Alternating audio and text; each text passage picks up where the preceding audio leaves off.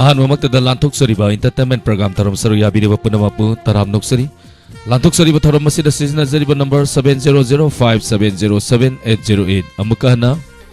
7005707808 हाइरिबा number सिदा call तबिरतुना ngasiगी लांथोक्सरिबा entertainment programme थरम सरु याबियो लांथोक्सरिबा थरम मसिदा मरुइना Myra पाइबी इमाइबिल सिंग relief camp दा लेरिबा सिंग तोंगान तोंगान बा ओहाना तादुना लेरिबा सिंग दा मिकु अमतोरसु पथानबा लांथोक्सरिबा थरमनी मसीदा कोइना इंटरटेनमेंट प्रोग्राम अमा ओइबना मरम ओइरकांदा अखोइना एंकर सिंग नाइबा तारे खोंजेन सारकपा अमदी नुपी साबी सिंग सारकपा सिंगदा मयाम पुनमंगना वारो बिदना बाहाइजरी लांथोक्सरिबा थरमसी मयामना इंटरटेनमेंट नि खनबिरगा मयाम पुनमंगना सरु यामिनसे ngasiगी YouTube ta leibiri basinga like amadi reaction nambiraga thorom saru yabiu Facebook ta leibiri basinga like amadi reaction nambi like amadi share nambiduna thorom saru yabiu thank you very much ngasigi telaba matam asida miyoi kaya ama lengsen birakpa thachari live chat ta leibiri basing ming patok sage Premeshwari Wayangbam Abeka Yambam Romita Sanasam Raskumar Sanatombi Sorokhaibam Kuraijam Memi Devi Mutum Sanathoy Naurem Ibeman Elambam Minoti Ramendro Maibam Kumancha kuire Ramendro je ugidaba hui Swami Kumar ni haitare isai se nauna salak isai se adum Swami Kumar man haitare konjel se ngasi di soidin isai salak tomale Savitri Thoksom thachari thorom sarya birapa tongan tongan ba platform ni panda lanthok sari thorom ni thorom masubu mieng tabiriba madi konjel loina tabiriba panamakbu taram nok sabaga loina olen sapam amadi Jemigo Zamanina Kurumjeri thorom masigi ahamba caller lokotsage ngarang call tobirakhraba singna call ngasi call tobirakna ba haizari maruina 30 minute haizabatare 30 pungkhai ma akoi isai sakpirakna ba caller singna amaka naizage pungkhai ma caller singna isai sakpirakna ba haizari pungtarai matungda di isai dialogue mimicry yanara salasi akhudong sawa pizage entertainment program se kakthajagi ba maram oirkanda entertainment program la su isai saklei aduna akoina kakthajaraga entertainment program hapsabani maram aduna dialogue mimicry saireng upiga do sing do hana pungkhai ma hana khudong sa pizage ahamba sidi waro biroi hello mengalai fanga takpise yang gonagi Bontiam ozagi phone do loudspeaker thabi bro thati mingdo mutanghan bisi oza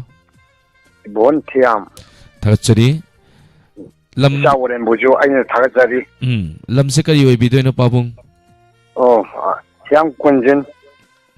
kari mathal sabirage ngasigi di kanane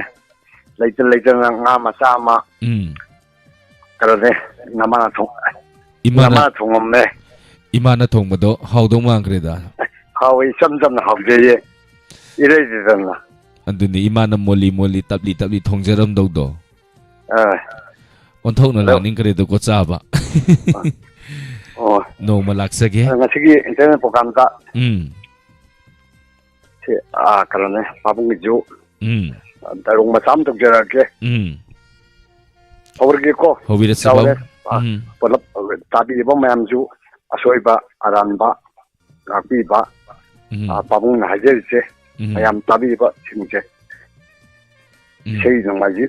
saroi dar matema aina haujarake hobira sepau konjen choktraba eki thamoi nang kali karigino enupi ki thamoi nang eki thamoi kali marum karigino wara punchigi sinta karino kangbra nupi karino ni tamona ni khojingi chau langa lai karigino chau langno ni tamo angno nupi chau langno ti choktraba hakchangase choktraba hakchangase samtam lakpan ti nupi wariba tameyong chalure lan gi masamal krisalu besinti gari dai bani nupi nangbo gari dai bagi dam salur gana war chukthana lai nupi nangbo iba tapu ke daloge salon gari ga salon kujifnya मिसिना याम यावरी लांदा यारोई ओइबा इरांग कंदरो ओइबा ये इरांग कल्ले इरांग कल्ली अदु हिंगनबे लांपमदने चलनी इसाजी करियो कोई किदे इसाजी करि दोदो चला हिंबा यादे चलनी वारी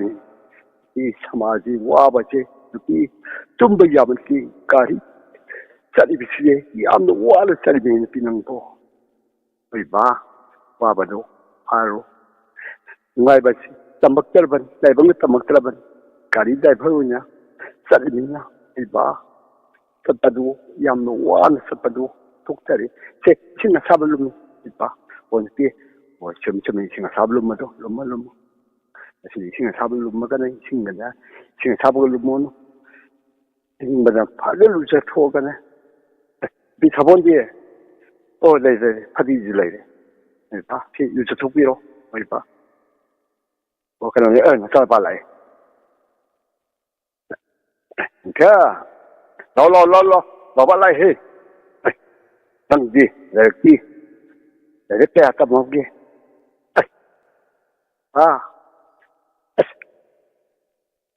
哪里差不多爸爸，看你，那来，爸爸，下去，过来，走，那你呢？啥活呢？走。哎呀，啥过来的吧？对，爸爸有这批的，有个呢，爸爸呢，能帮到你过，他们个呢，叮找了还是，吧？对，妈妈呢，妈妈的屁，爸爸的铺里吧，那爸爸哪个呢？hai cái này mà là hai đi bà, ấy phụ gì ra, nên nó mà là mình phụ bữa này, ai, phụ gì, cho nó bán này, phagi đâu đi, phụ bên nó tiền ra, đâu, nó mà là phụ gì hay gì, nó mà là phụ gì, yari, phụ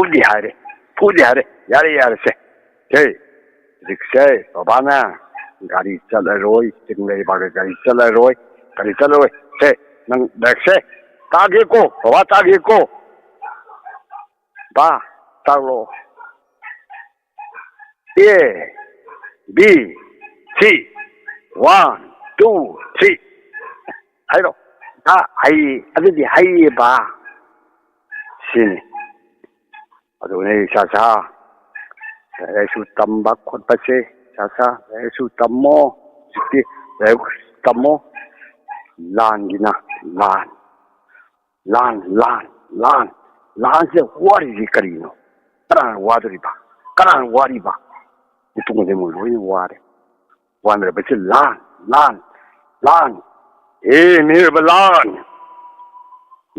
nang na thok na tra, ni bu tulpa, ni bu hetpa, samajum hetpa, lan.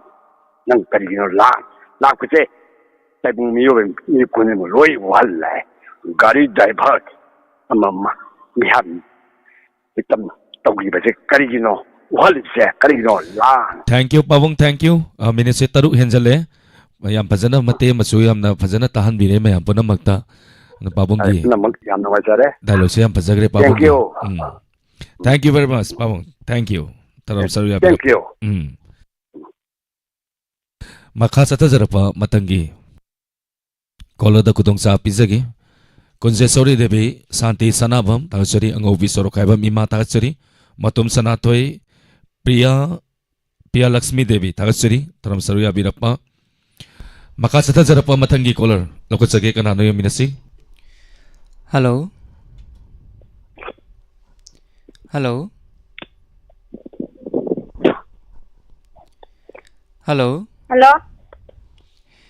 Munifam habiyo? Saya minta ketawa. Madam kay maten sabi lagi ngasi sibo? Insang je hanggaman tahu. Madam masiki ina dami program masita ka repeat doy no? Saya na.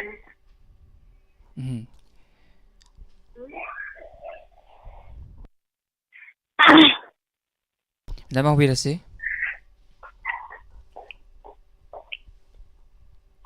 Saglang yaba.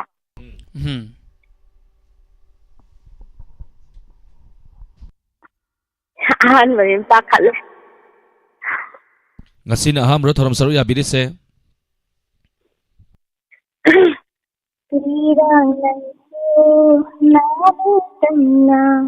kaira bathamoy nang sumakhon thok na kapcharo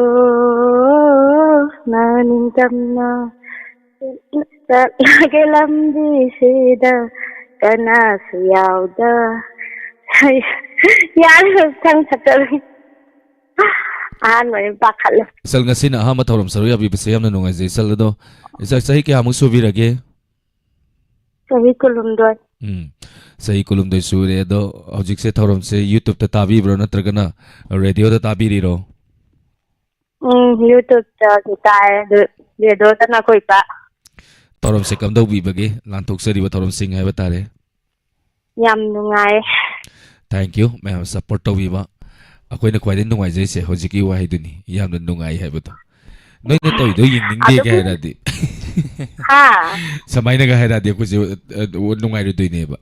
Sar noi toy do kitang ying ning di. Ado lanji na kui da taw so phangde masilan. Thank you sang asin aha mani na isal su katang pakalam badi ya do matung tarak bada su soidana sum khangna radi sum toina sum call to di isal su pakala roi. Ado angang am ta thakye. Angang se angang gi thorom doin san se isal angang gi thorom do majing numit ta ko. Thank you sir. Thorom saru ya birap. Samjaga. Thangasari. Thank you. Maka sata zarapa matangi kola lokutsage Ranjana Kuman Bibitoy Hawam matung Parmila ise takasuri Zoya Sumati Sirom takasuri Sanava Mala Bijeta Hawam Bidarani Akoizam takasuri Bibitoy Hawam. Thank you. Nijit Mutum takasuri Thorom saruya birapa isa yaude yaroy. Priya Lakshmi Devi takasuri Thorom saruya birapa. Maka sata zarapa matangi kola lokutsage. Hello. Hello. Thambram dagi nungsi kawe sa. Taram Ngasi sari na madam. harap phagjaba sida pakhatle. Samram kadai wai do oi bidoi na madam. Thambram mamang laikai. Chanabam lairatagi. Yam naknare lady by studio siga. Madam no pato. Yamna nakti nangna yam lapnare. Khon chem ta phangjarabni na. Ihe. Ado aduda phangdre da na madam phangdre da na. Inang na dum sian bira ga sai studio marak tai tawra di phang dong mali. Sara do khanbadi kuire bago. Sana diamond da lai da sa jensna dai dum khalakodagi. Ngasi na hana phangizune ba. Hojik se thorom se kai da tabi ge radio da tabi ri YouTube te yeng biri ro. Radio ta da ba. Okay. Ngasi kai mathal sabi krage inau je mina su hangge ba male. Ngasi ti hawai thang maru ga alu ga thonge sa. Kang soi do. Mathen do palak pa da kai nom tawi madam. Do madam gi conscience yam na fajai ngasi na aha ma su phange matam kuira bai tung da hai batare. Ado ngasi di kari isai sakpi doira ai sing sai pungkhai di isai san gi dam ni call tawra mina dum sa le aduni kai urpi dina dialogue kumba phabi bro ha dialogue se khoi laikai ima bo ma gine wari ma sun tan ja ba ya ga ja keso kai de ado mi maming di pan gum se mi maming lai pham lai mi maming nok pe yai nok ningi khoi su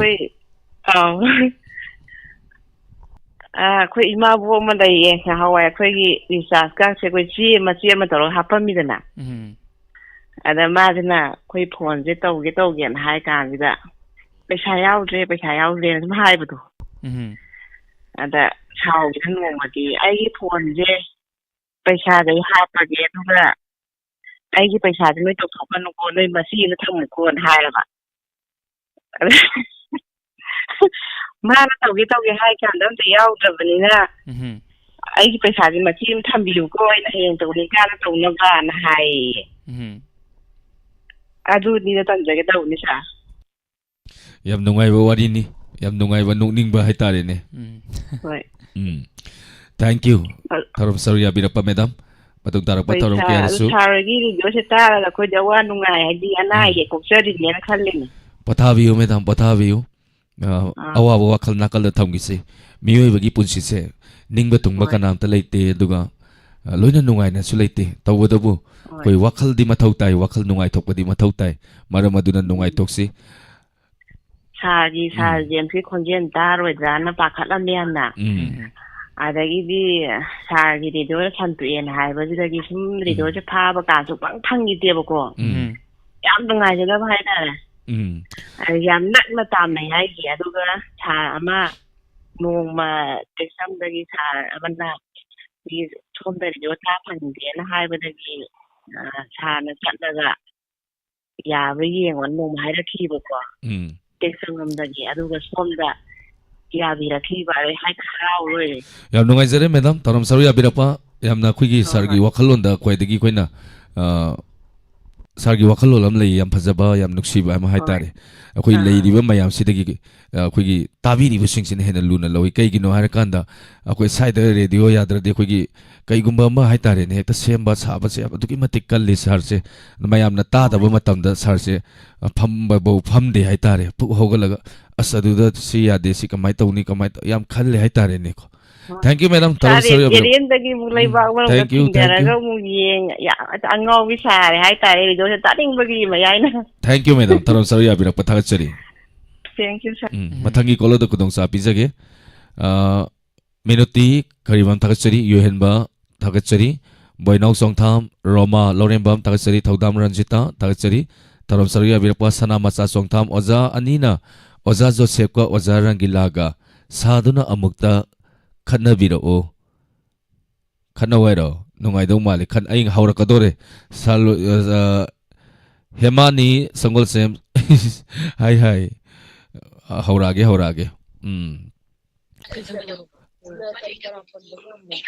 hello Hello. karino noina mi mayam langi duna Mayra pai bi mem langi. noi mera pai bi jing yam langi se kari gino hayu Sa mayra pai bi mu tolak pada isai mu thak tori. Mayra sangdagi isai tam isai sum Mayra sangdagi isai sum sa isai haidokini ko Hai tori ko nam to.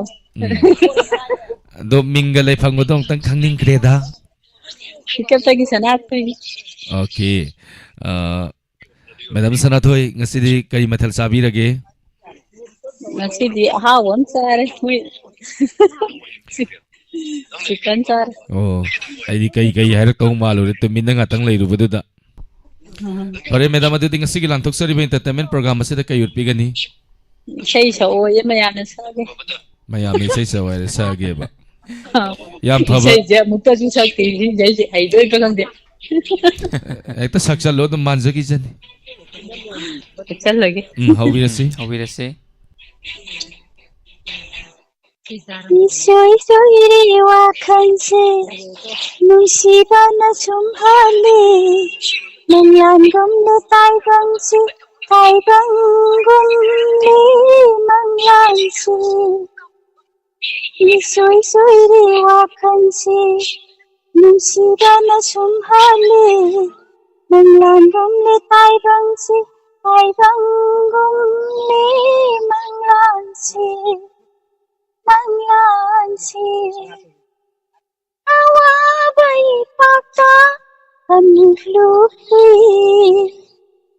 Nungai bataranga Amutari Awabai pakta Amluhi Nungai bataranga Amutari Nokli kapli nangi dama Nokli kapli nangi dama Nungsiba Hai phang khang dana Nungsiba Hai phang khang dana Isoy soy wakansi Nungsiba na sumhali Manglan gum le tai bang si tai bang gum le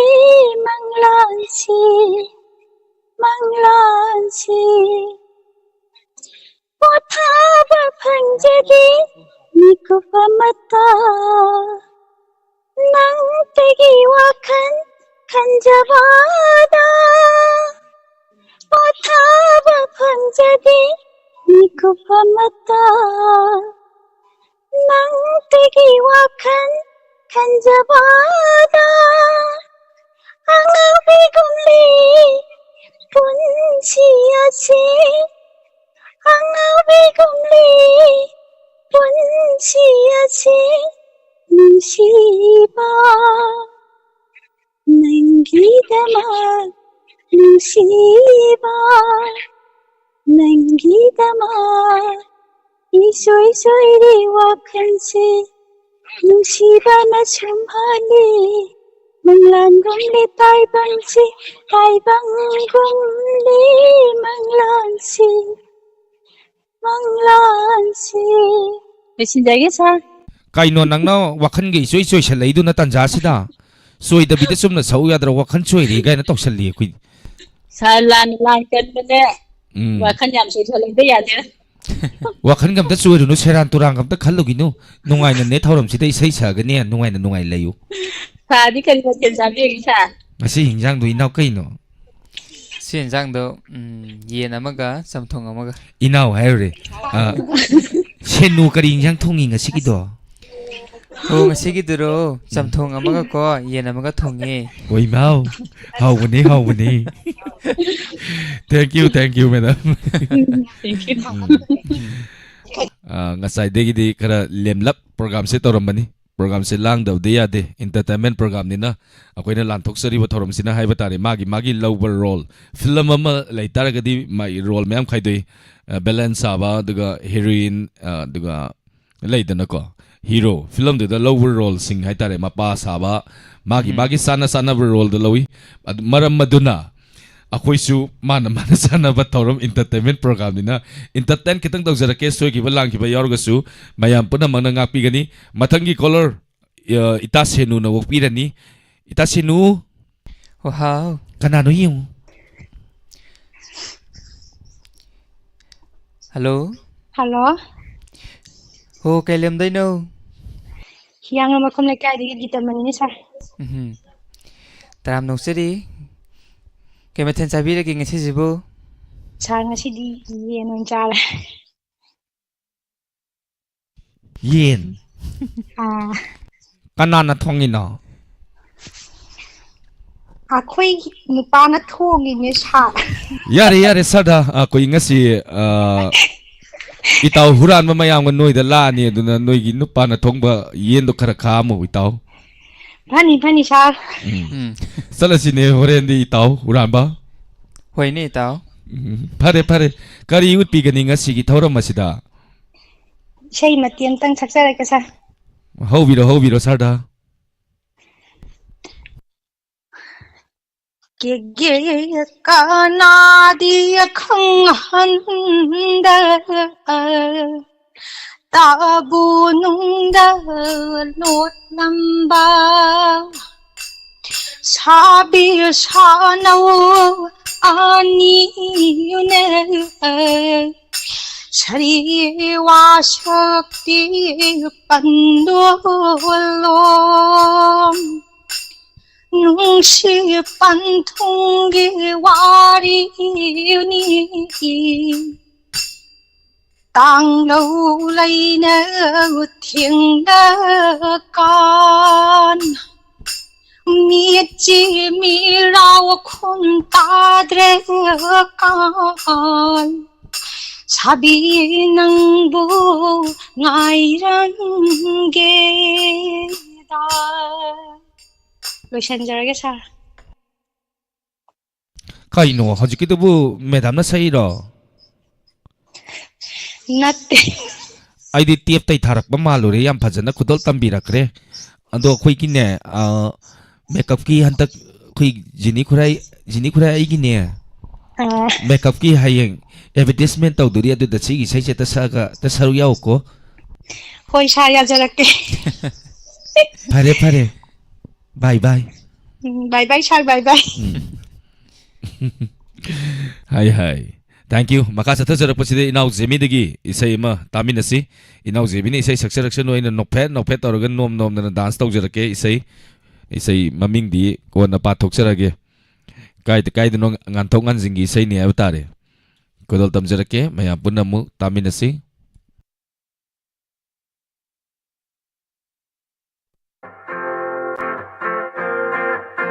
Nahasingi oibe isai ni taminasi.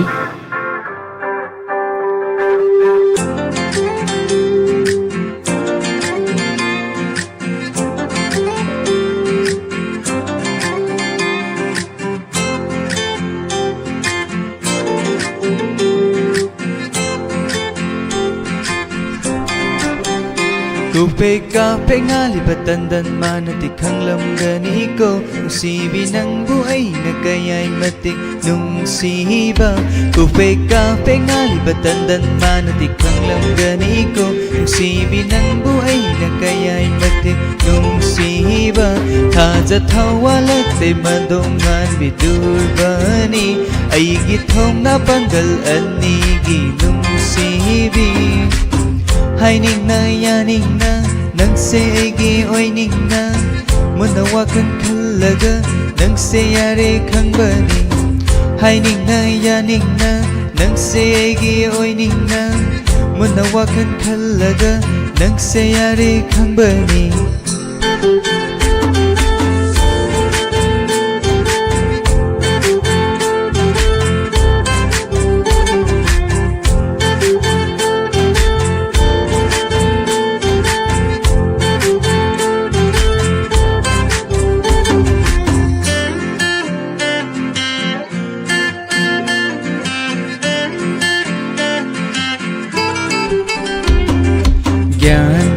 Ta de karinu tau tuisi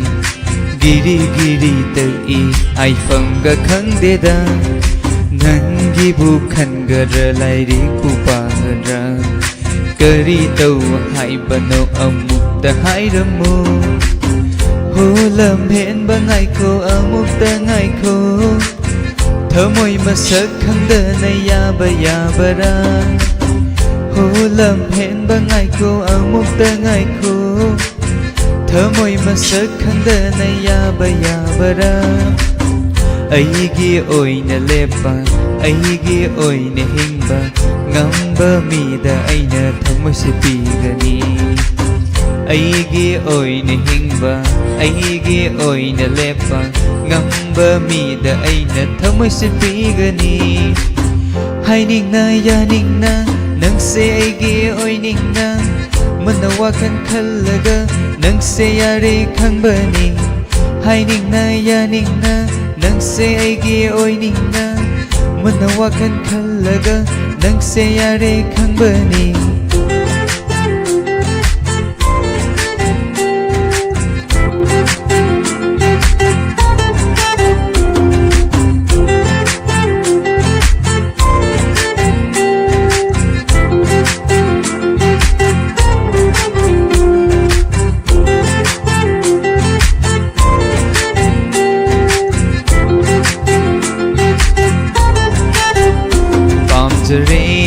Nang se aigi oi ning le thamoi kachil amada lona nangbu chaksin na thamlage pamjare ngaujare nang se aigi oi ning le thamoi kachil amada lona nangbu chaksin na thamlage.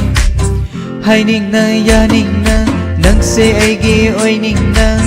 muna wakan khalaga nang se yare khangbani. Hai ning na ya ning na nang se aigi oi ning na muna wakan khalaga nang se yare khangbani. Kupeka pengali batandan manad khanglam gani ko sibi nang buai na kaya'y mati nung siba.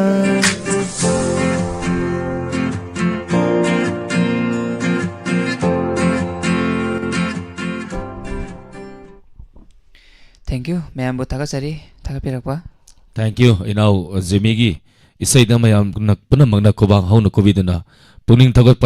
pirakpa haningai letana thagachari Singakam Sarju isai mai tare sar anima tapire Boyka Texam DX thagachari Manju Laima yam phajai na habire Bimola Laima thagachari ma Naji Wahengbam thank you very much Laishram Joy Kumar thagachari mayam panamana thagapirappa mari Facebook ta lebiri busing na thagapirappa thagachari Akbar Khan thagachari Siam Chumi Abar Ke Suratan thagachari Janita Mangang Chanu thagachari Taram Saga Birappa Benau Songtam thagachari Mioi 50 Facebook live ta lebiba loina na share mioi tara tawiba haningai letana thagachari maka sathajarappa mathangi kola da kudong chaba bijari kanano yeminase Hello Hello. ngatang paibiu ko Oh. wari ta tanajage senu Ho how. senu nga hantaki kola se kanano uge Ho du bro. Oh khoi chechinido. Adoi nok piro. Jejini do ji phone woki bagi khadang nari haye ama hairo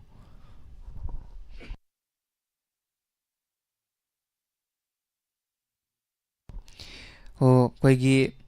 itawla phoido adoi nok piro. Itaula phoina Pare sarda na hairabani na ok patare karino Hello Hello. Minga laifam ga kari kau bagi ham tang hai biu dana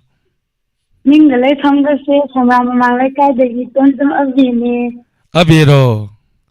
Aw. Pare abe yam nungai re ngasigi entertainment program saru yabirapa abe kari mathel sare Ngasi je sar kanghau sai khamin kanghau. Mathel su ahawa masare itaw setu senu mathel su ahawa masai hairi ne tawrise ado kari uti gani ngasigi thauram masida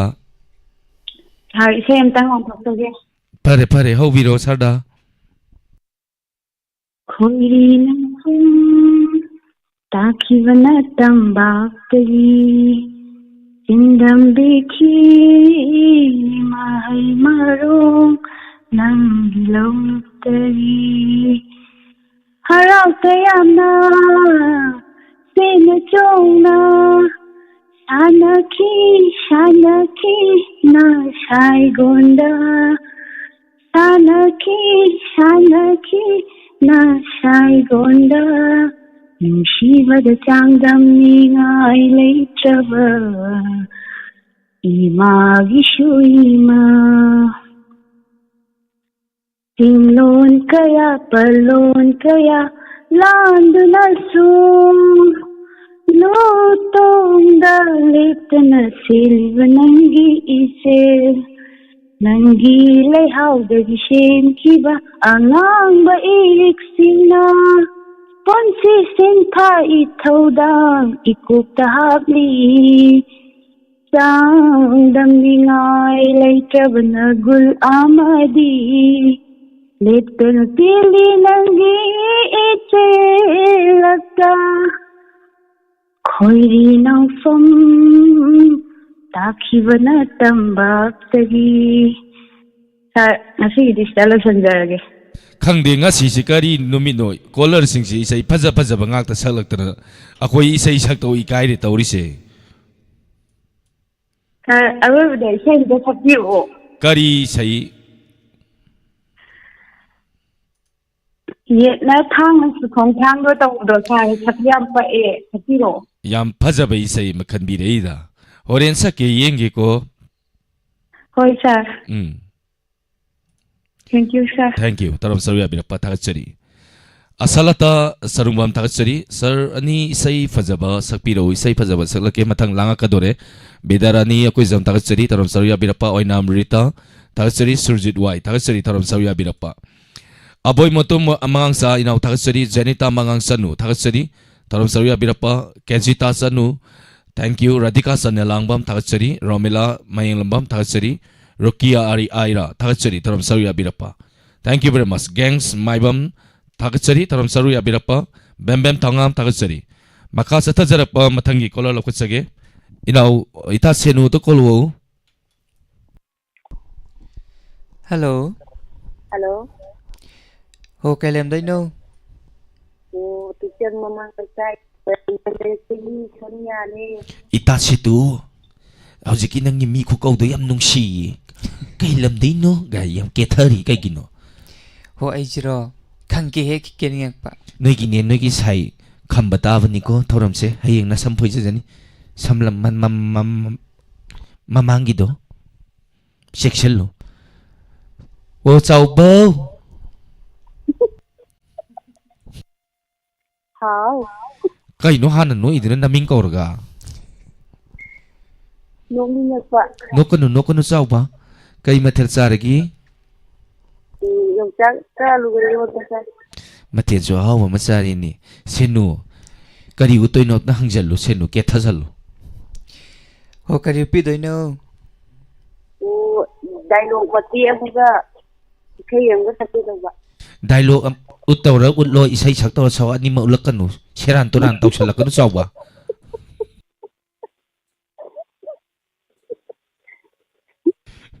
ꯎꯠꯇꯧꯗꯣ ꯍꯥꯏꯌꯨ.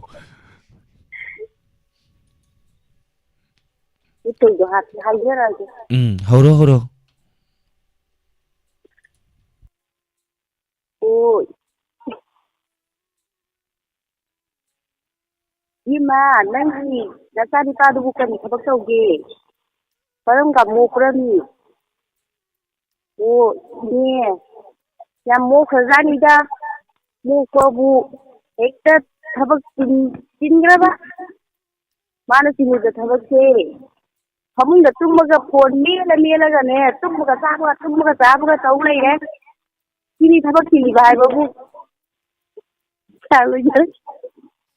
ꯊꯕꯛ ꯌꯥꯝ ꯆꯤꯟꯕꯩ ꯋꯥꯔꯤꯅꯤꯅꯦ. ꯑꯥꯎ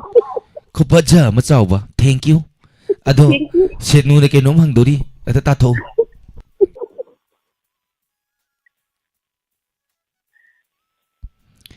ꯍꯪꯉꯣ ꯁꯦꯅꯨ ꯀꯔꯤꯅꯣ? ꯁꯨꯝ ꯇꯞ ꯂꯩꯔꯦ. ꯃꯤ phone ꯁꯨꯝ ꯄꯥꯏ ꯂꯩꯔꯦ. ꯑꯩꯈꯣꯏ ꯏꯇꯥ ꯁꯦꯅꯨꯁꯤꯅꯅꯦ ꯏꯀꯥꯏ ꯊꯤꯒꯟꯈꯤꯕꯁꯤꯅ. ꯍꯣ ꯀꯩ ꯂꯝꯗꯩꯅꯣ ꯇꯨꯃꯤꯟꯅ ꯑꯃꯨꯛꯇ ꯍꯥꯏꯔꯛꯎ. ꯍꯥꯏꯔꯝꯃꯨ ꯍꯥꯏꯌꯣ. ꯑꯣ ꯇꯤꯛꯆꯝꯗꯩꯅꯤ. ꯋꯤꯃꯥꯎ. ꯑꯗꯨꯗꯤ ꯌꯥꯝ ꯍꯧꯃꯜꯂꯤꯗ. ꯇꯤꯛꯆꯝꯗꯩꯅꯤ. ꯍꯣ ꯌꯥꯔꯦ.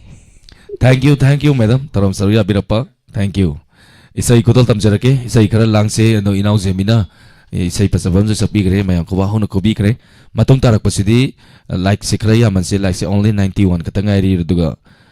ꯁꯣꯅꯥꯀꯟꯗ ꯁꯤꯌꯔꯁꯦ ꯑꯣꯟꯂꯤ 11. 10 ꯈꯛꯇ ꯉꯥꯏꯔꯤ. ꯃꯔꯝ ꯑꯗꯨꯅ ꯈꯔ ꯂꯥꯡꯖꯔꯛꯀꯦ. ꯃꯌꯥꯝ ꯂꯥꯏꯛ ꯑꯃꯗꯤ ꯔꯤꯑꯦꯛꯁꯟ ꯁꯤꯌꯔ ꯅꯝꯕꯤꯌꯨ. ꯃꯊꯪꯒꯤ ꯀꯣꯂꯔꯁꯦ ꯉꯥꯛꯇꯪ ꯂꯩꯍꯟꯖꯒꯦ. ꯉꯥꯛꯇꯪ ꯂꯩꯕꯤꯌꯨ ꯃꯦꯗꯝ. ꯃꯦꯗꯥꯝꯅ ꯁꯔꯔ ꯈꯪꯗꯦ. ꯉꯥꯛꯇꯪ ꯄꯥꯏꯕꯤꯌꯨ ꯃꯦꯗꯥꯝ. ꯉꯥꯛꯇꯪ ꯄꯥꯏꯕꯤꯁꯤ ꯃꯦꯗꯥꯝ. ꯏꯁꯩ ꯑꯃꯇꯪ ꯈꯨꯗꯣꯜ ꯇꯝꯖꯒꯦ.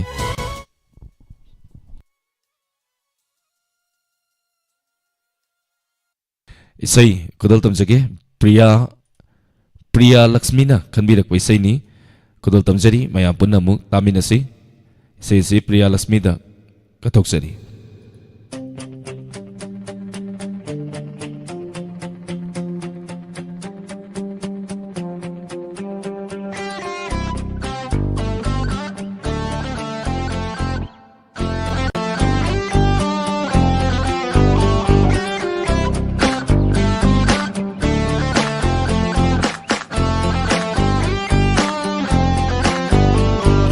ꯁꯛꯍꯦꯟꯕꯤ ꯅꯪꯕꯨ ꯎꯔꯨꯕꯗꯒꯤ ꯑꯣꯜꯂꯦꯟ ꯊꯃꯣꯏ ꯅꯨꯡꯁꯤ ꯏꯍꯨꯜ ꯐꯥꯎꯔꯛꯂꯦ. ꯂꯩꯇꯥꯐꯝ ꯈꯪꯗ꯭ꯔꯦ ꯀꯪꯉꯥꯎꯅꯔꯦ. ꯃꯤꯀꯨꯞ ꯈꯨꯗꯤꯡ ꯄꯨꯟꯖꯥ ꯈꯨꯗꯤꯡ ꯅꯪꯇꯒꯤ ꯁꯛꯇꯝꯅꯤ ꯊꯃꯣꯏꯁꯤꯗ.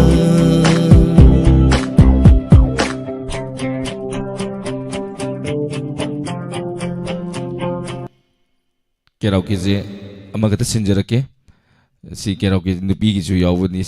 ꯅꯨꯄꯤꯒꯤꯁꯨ ꯑꯩꯈꯣꯏꯅ ꯁꯛ ꯂꯩꯔꯗꯤ ꯌꯥꯝ ꯋꯥꯏ. ꯑꯗꯨꯅ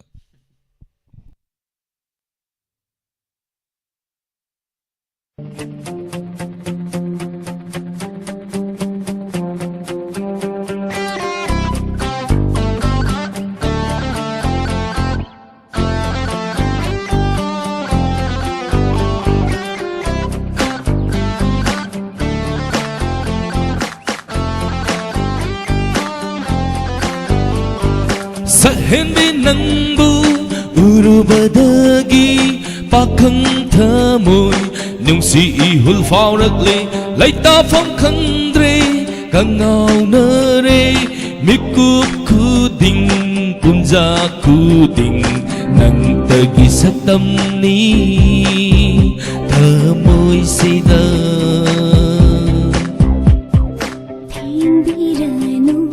tato biranu, haidalam lamba, kuimu angauba, chamda bini mulgi, punsi, naujeri binuja, thamoini apang bithe biranu, tato biranu.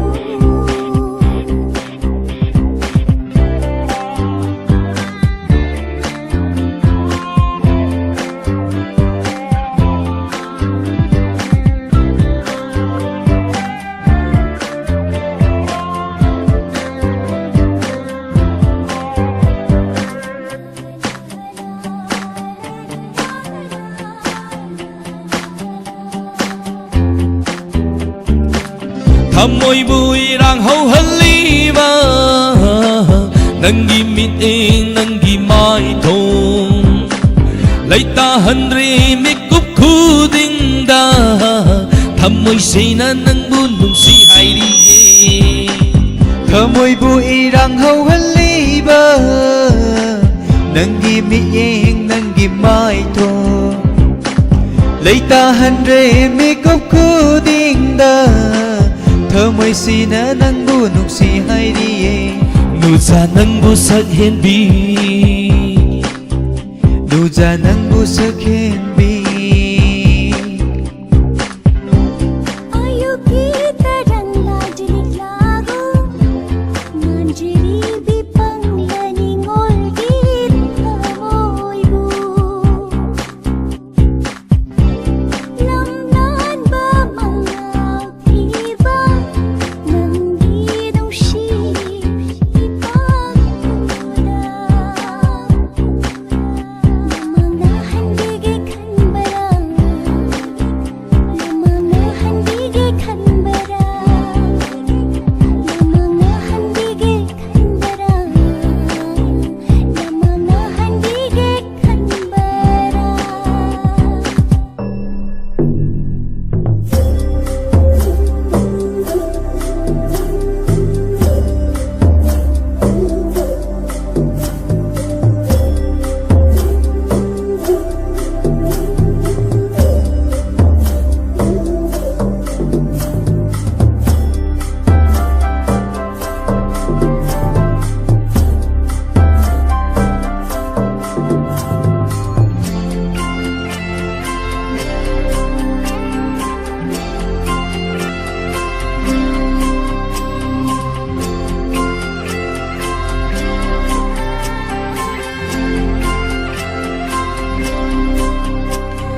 Thamoy mi nok tam haliba nangi nung si mi eng Thamoy bu nanak ta sing siliba nung si wa hai Thamoy mi nok tam haliba nangi nung si mi yeng Thamoy bu nanak ta sing siliba nung si wai mi bu khom sat khu ding de nangi wa khal khal hali ai bu tha zu biu ho ai bu nung si biu Ai di nang bu thamoy seng na nung si ye Ai di nang bu thamoy seng na nung si ye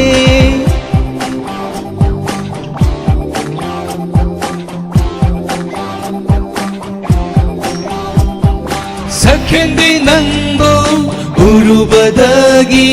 pakhang thamoy nung si ihul faurak le leita phong khangre kang naum na re mi ku kuding punja kuding nang tagi sakam ni thamoy sida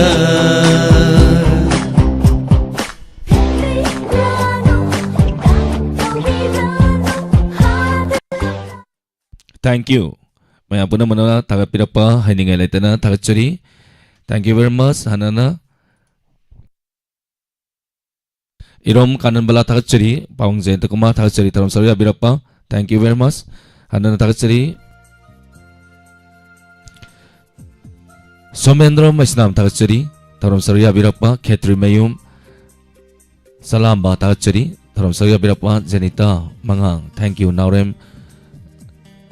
Swami Nanda Tagachari, Taram Saria Birapa, Facebook to the Katang May Sukupe, when the Sas Parpa Matam Tadunim, Samana Milau Togo Yings and Lace,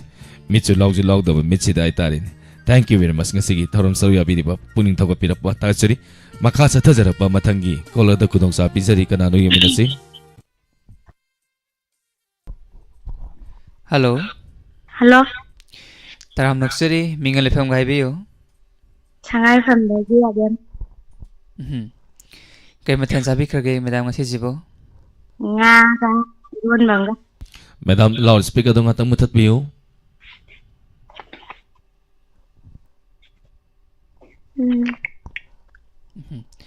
Madame Masigi, in the program, Master Kari Pido. Sayang ka. Sakit ako. Madame how we say? Ha? Madame how we say? Ahamba malam po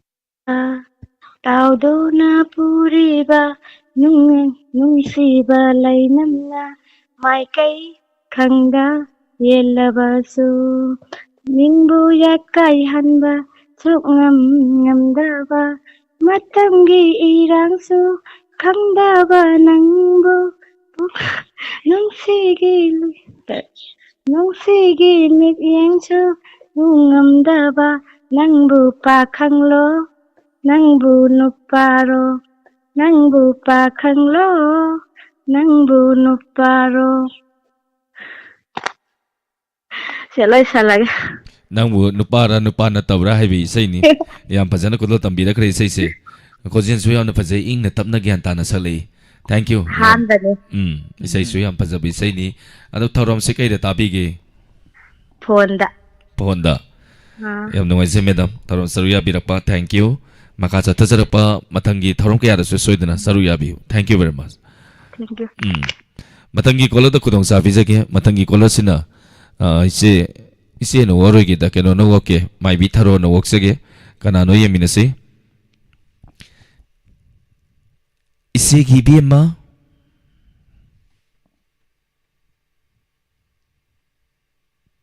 hello ise gi bi ma Matiram sa Lonjagi. mingale phangwayu Hirok tagi layaw. hairok tagi laihau laihau Haw. ang tang siningre da igi napada Dialog matiram sa Lonjagi. Ano sa Japan o dialogue to utring ay di kay matil sabi lagi hanggang tungi. ado utpiro ne O nga si di ko iwan number 50. Ni saban pambadu tarabani. Ngoy mo to thol ke ko to eko. madam ngatang pabisi madam ngatang pabiyo ko madam O di mo ti. Diam cha. Tiyan nang so loin thora o ai to ti thora padiya banate. Ko khatter le ba ki ran ki bo. Cha ma so ka thok re. Ai so iko mai sa ta nga re ya ga ro. Thank you very much ngasigi thorom masida matiem to sukudol tambirakpa haninga letana thachari thank you ngasi akoina haibatare Daniel Tattoo Inc yam nongai jai thorom saruya birakpa thank you very much adongi support haninga letana thachari khoigi lanthok ba thorom sina haibatare maira paibi mai belsing maruina Swanduna Naduna Ladiba, Hogot Pakankat Pangamdraba, Imai Belsing, Loinana, Maira Paibi, Tongan Tongama Pam the Awana Taduna Relief Can the Lady Bakulngak Passing. Miku Amato Supotana Balan Toxari Batorum Entertainment Program Amadi, Diamond TV Amadi Wahong Redugi Tongan Tongan Batorum Singni. Loinana, Tarum Masiki Kotanga Lakpur Revenue Haizabatare, Pasakara Lakpa, Duga, Nuxibidana, Mayana, Torom Masida, Pasaka, Kapak, Torom Sing Habitatare, Lantuxari, Torom Sing Sida, Pasaka Lakpa Sing, Punsalaga, Loinana, Diamond TV, Amadi Wahong, Radio Gi, family ngasi gi thorom si saru yabi ribe mayam tabi ribe mayam se ha batare magi ngam jabul lupa manga tara yang khai sa makai ga naga ngasi suire pa iram da masida tholi be ira ngasi da 23 lakh sen na mating pangjari ba channel amani hari ba diamond tv amadi wahong radio hai batare hari ba channel asida koina higat pa kongkapa masi matang ni entertainment program maming pabiu entertainment program ni lan thoksari ba thoram masina hari ba channel asina 23 lakhs mating pangjakre leptana su mating pangjakhi gani adom su gpay number hapcharake lupa matang ka piraktana irai pa iram dam masigi kari gu kharadang utpiu phamung da long thoga tum leraga phone khupi da metlaga irai pa iram dam lebak ningbadi madona di irai pa iram dam masibu manaba poroi akoi wai khu culture hai batare kari no mina tauri se di khangda bi da panghang dang hang bi hi thank you thorom saru ya birappa interview ke alauri khoi ki sanenda akoi akhang hei singai batare thank you very much thorom saru ya birappa danan tetu ai gpay number hapsa ke screen da laizare loinana gpay number 9862 hai number sida lupam ta kapiro ire pa idam dam sigi kai gu makhan dang di tauchi 9862030608 hai number sida adom na lupam dang kapiro ire pa idam dam sigi dam makta hai batare ai phamung da lerga lebak ning bana di yaroi okay natra tilo tama natra sar olean adu kaino ngang ido mula iro sar olean nati anau bani anau ba wo ai haidi phajana woga kaino lapoi latang khoigi ruk thong mai tha lam ta woga wakan se pok ya ai tong la kari mathal sargi kana da ban wari ni che mai gido sumi kana da wari ni ko kari hingjang sargi o vitamin mineral adagidi iron kaino folic acid ka loi suna yawa akhoi wonda hoba hangam do thong cha gare ai la am da je ta lon leiram me ba sai gi yan mari maragi wari din ta tau leiram me ba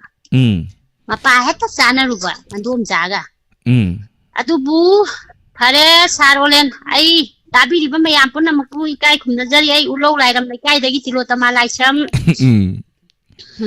thank you idam cha hoi idam cha hao nukshi gre da koi dum sagi khonsin se tabadane thamoi ga se sauge torum ba ga se khangi ingi parak tauna tum ya de na chaire idudi o yai ke chokalun kushine yu hauro mani ke ge de ining moirang de kha aurini ado sauninga sauninga to sa di sa e sau hauro hauro ngasi sai jimadi ong badagi ima bana bati na ne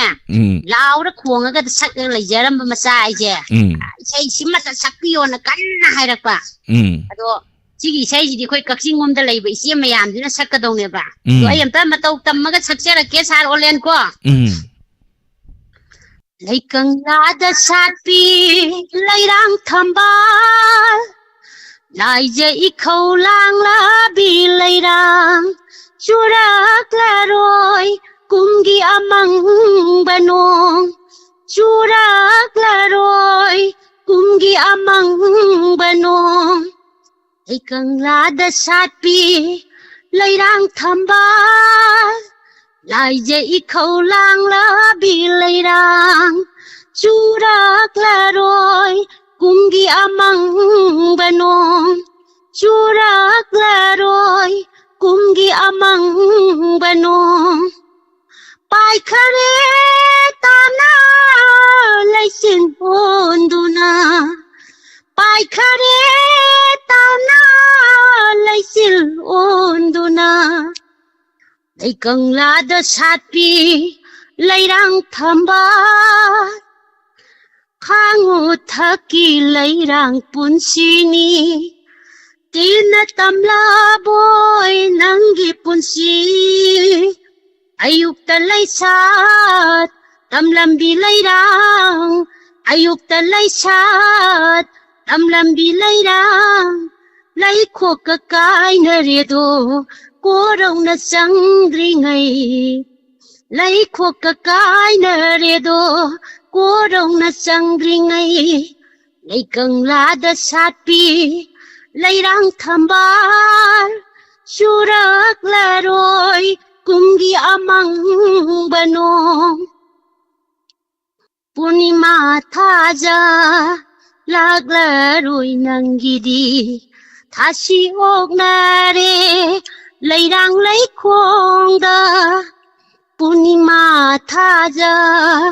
ꯂꯥꯛꯂꯔꯣꯏ ꯅꯪꯒꯤꯗꯤ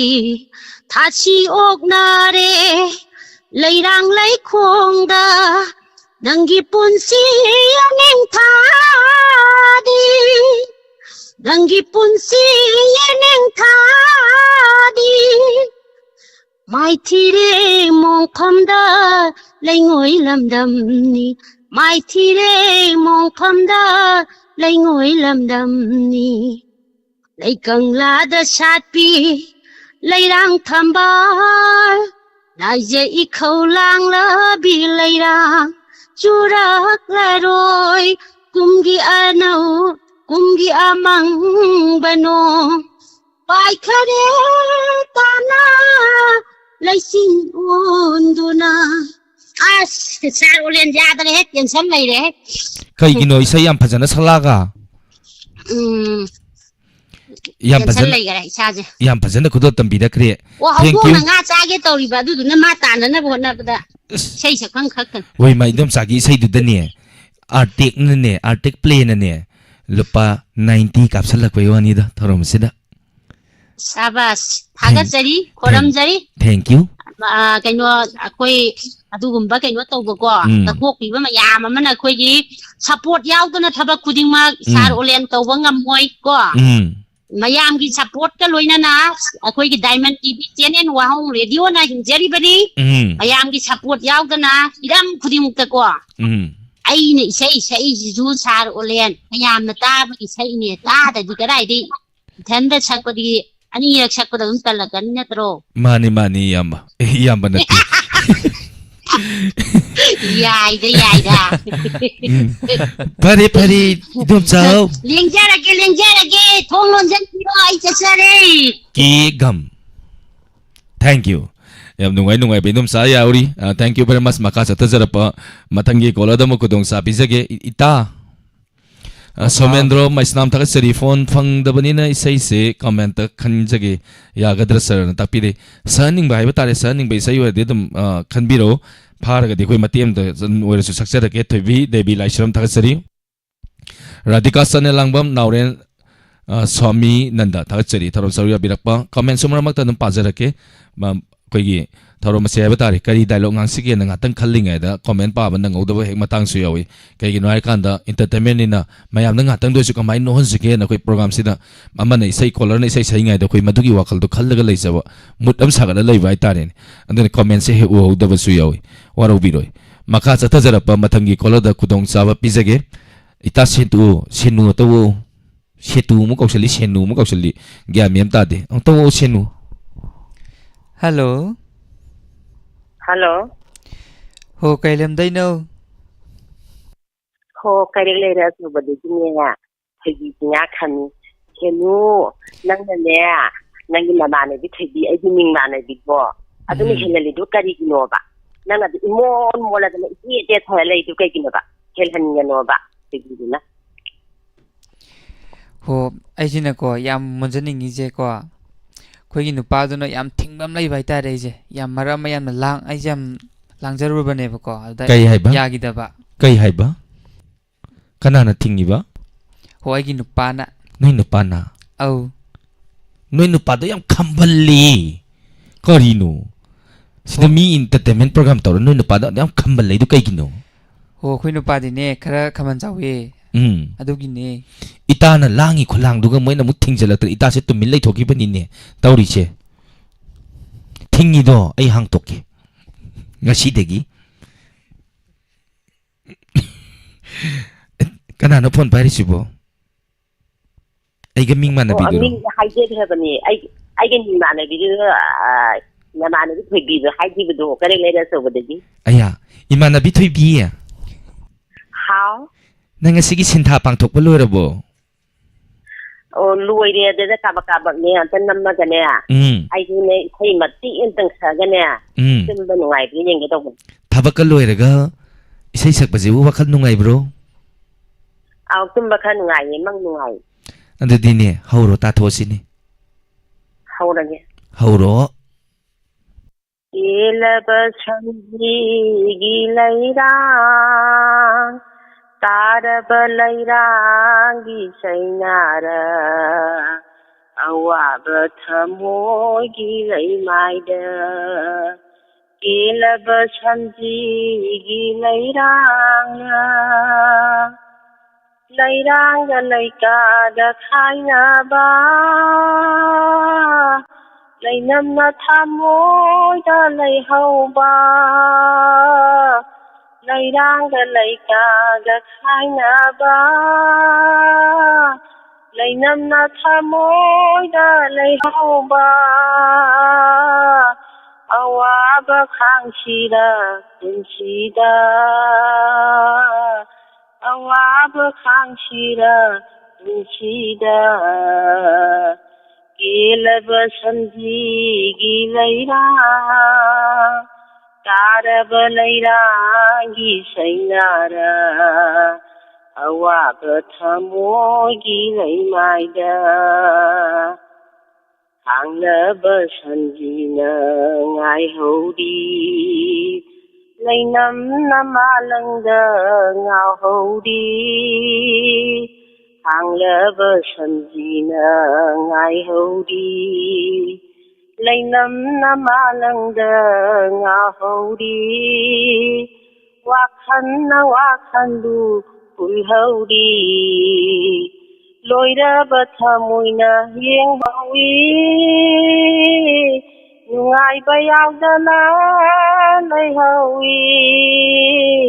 Ing shira lai shira Tanaga Inshira Laishira Tanaga Kilaba Sanji Gilairang Taraba Lairang Gisainara Awaba Thamoy Gilai Maida Loishalagya Chinumga Thigiga do Loishalagya Yam Pazana Salakre Imanabi Yang pasal aku tam jare, tambide dugun lagi nuksibina ne nopet tahu kata hari poni saya. Hoi sinu tadi bisa lagi ko bye bye. Pare. Thank you. Naurem kapita itai ma thagat cari thorom saruya birapa lamsang ibesa motom romila antem susela conscience toge ya basan karibam thagat cari thorom saruya birapa ima bimola lema thagat cari thorom saruya birapa thoksom sarju. Sar hojiki GPay number do amukta haibiro na takpire GPay number haijarake adum screen da thamjarake tension je laigre Kennedy ning togong jam tagachari kai daulai jaruni gi miriam na ngam babu akhoi haurage kai daulai jaruni gi natra sinu natra Hoi khara thi'o thi'aga kai nu toidu ba Hoi mi arem na ngang ba wabu waro haurage akhoi hello khana no yam ingi Yam nuksi. Iranga yam sagal lagi nu seran turan tau nu mingale pang hayu Bengi tadi nak sakau je. inausa How? nasi ada mun na yingu How yang jadi ye? nasi ada mun na yinga kari pawi Nuksi bang pawe. oi mau No minggu dulu ya. Di ba? Nabani daw jo, nok pa si do re. nokanu nokpada si bahuna di antu sarputi ne kari gutoi no ngasi ki thorom masida Asi je. Isai ko na saktorage. ando isai hodringai da kari mathel sagi Oh, asi je tharoi thong masare. tharoi thongba hawbam su sarabani na ni nache da mun na yingu aduga isai nuksibudo amuk tang saktu u Saktorage. hauro Numidang wairamse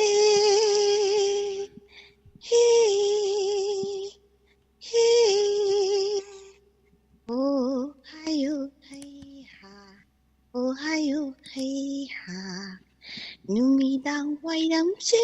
kaya da pajari ba Numidang wairamse kaya da pajara ba ꯅꯨꯃꯤꯠꯅ ꯆꯤꯡꯌꯥ ꯇꯝꯂꯛꯄ ꯃꯇꯝꯗ ꯆꯤꯡꯃꯤꯒꯤ ꯃꯕꯨꯛꯁꯦ ꯃꯔꯥꯡ ꯃꯔꯥꯡꯉꯤꯗ ꯃꯔꯥꯡ ꯃꯔꯥꯡꯉꯤꯗ ꯅꯨꯃꯤꯗꯥꯡ ꯋꯥꯏꯔꯝꯁꯦ ꯀꯌꯥꯗ ꯐꯖꯔꯕ ꯂꯩꯁꯥ ꯃꯄꯨꯡ ꯐꯥꯔꯛꯄ ꯄꯥꯈꯪꯅ ꯑꯁꯨꯝꯅ ꯂꯛꯅꯕ ꯂꯩꯁꯥ ꯃꯄꯨꯡ ꯐꯥꯔꯛꯄ ꯄꯥꯈꯪꯅ ꯑꯁꯨꯝꯅ ꯂꯛꯅꯕ ꯑꯩꯗꯤ ꯑꯁꯨꯝ ꯅꯣꯛꯅꯤꯡꯉꯤ ꯂꯩꯁꯥ ꯐꯥꯔꯛꯄ ꯑꯩꯗꯤ ꯑꯁꯨꯝ ꯅꯣꯛꯅꯤꯡꯉꯤ ꯂꯩꯁꯥ ꯐꯥꯔꯛꯄ ꯑꯁꯨꯝ ꯇꯧꯕꯔꯥ ꯅꯨꯃꯤꯗꯥꯡ ꯋꯥꯏꯔꯝꯁꯦ ꯀꯌꯥꯗ ꯐꯖꯔꯤꯕ ꯅꯨꯃꯤꯗꯥꯡ ꯋꯥꯏꯔꯝꯁꯦ ꯀꯌꯥꯗ ꯐꯖꯔꯤꯕ ꯇꯥꯝꯂꯕ ꯆꯤꯡꯒꯤ ꯆꯤꯌꯥꯗ ꯎꯆꯦꯛ ꯃꯌꯥꯝꯅ ꯃꯣꯏꯔꯛꯅꯤ ꯅꯨꯡꯁꯤꯔꯕ ꯎꯟꯒꯤ ꯀꯥꯡꯁꯤ ꯈꯣꯟꯗ ꯑꯁ ꯁ꯭ꯋꯥꯏꯒꯤ ꯃꯇꯦꯛꯁꯦ ꯀꯥꯎꯔꯦ ꯁꯥꯔ ꯌꯥꯝ ꯐꯖꯅ ꯁꯛꯄꯤꯔꯛꯈ꯭ꯔꯦ ꯑꯗꯣ ꯏꯁꯩꯁꯦ ꯁꯦꯝꯗꯣꯛꯄꯗꯤ ꯅꯠꯇꯦꯕꯀꯣ ꯅꯣꯛꯐꯗꯦꯗ ꯑꯣꯖꯥ ꯖꯣꯁꯦꯞꯀ ꯔꯪꯒꯤꯂꯥꯒ ꯉꯁꯥꯏ ꯃꯌꯥꯝꯅꯁꯨ ꯂꯥꯏꯚ ꯆꯥꯠꯇ ꯗꯥꯏꯂꯣग ꯎꯠꯂꯣꯅ ꯍꯥꯏꯕꯗꯣ ꯑꯗꯣ ꯏꯁꯩ ꯉꯥꯛꯇꯪ ꯄꯥꯏꯕꯤꯌꯨꯀꯣ ꯃꯦꯗꯥꯝ ꯏꯁꯩꯁꯦ ꯍꯧꯖꯤꯛꯀꯤ ꯃꯦꯗꯥꯝꯅ ꯁꯛꯄꯤꯈꯤꯕ ꯏꯁꯩꯗꯣ ꯁꯦꯝꯇꯣꯔꯛꯑꯣꯅꯦ ꯑꯗꯨ ꯏꯁꯩꯗꯣ ꯑꯩꯈꯣꯏ ꯁꯛꯂꯛꯀꯦ ꯁꯛꯂꯣ ꯁꯛꯂꯣ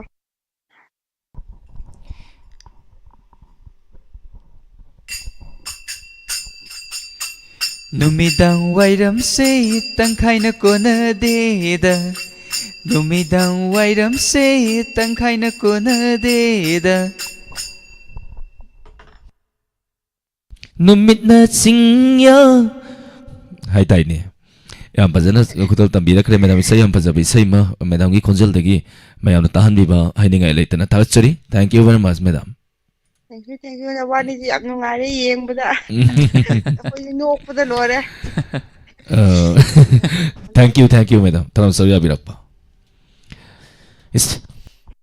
ꯏꯁꯩ ꯑꯃ ꯈꯨꯗꯣꯜ ꯇꯝꯖꯔꯛꯀꯦ ꯉꯁꯤꯁꯦ ꯄ꯭ꯔꯣꯒ꯭ꯔꯥꯝꯁꯤ ꯈꯪꯇꯞ ꯇꯞꯊꯈ꯭ꯔꯦ ꯑꯝꯇ ꯂꯥꯡꯖꯔꯛꯀꯦ ꯃꯌꯥꯝ ꯄꯨꯟꯅ ꯑꯃꯨꯛ ꯇꯥꯃꯤꯟꯅꯁꯤ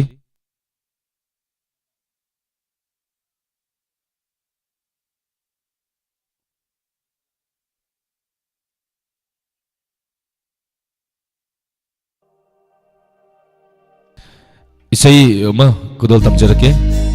ꯏꯁꯩ ꯑꯁꯤ ꯑꯩꯈꯣꯏꯒꯤ ꯏꯌꯥꯝꯕ ꯅꯅꯥꯎꯕꯤ ꯁꯤꯡꯖꯃꯩꯗ ꯂꯩꯕ ꯑꯃꯗꯤ ꯏꯇꯩꯃ ꯑꯅꯤ ꯄꯨꯟꯅ ꯈꯟꯕꯤꯔꯛꯄꯅꯤ ꯈꯨꯗꯣꯜ ꯇꯝꯖꯔꯤ ꯃꯌꯥꯝ ꯄꯨꯟꯅ ꯇꯥꯃꯤꯟꯅꯁꯤ ꯂꯣꯏꯅꯅ ꯁꯅꯕꯝ ꯃꯂꯥꯗ ꯀꯠꯊꯣꯛꯆꯔꯤ ꯏꯁꯩ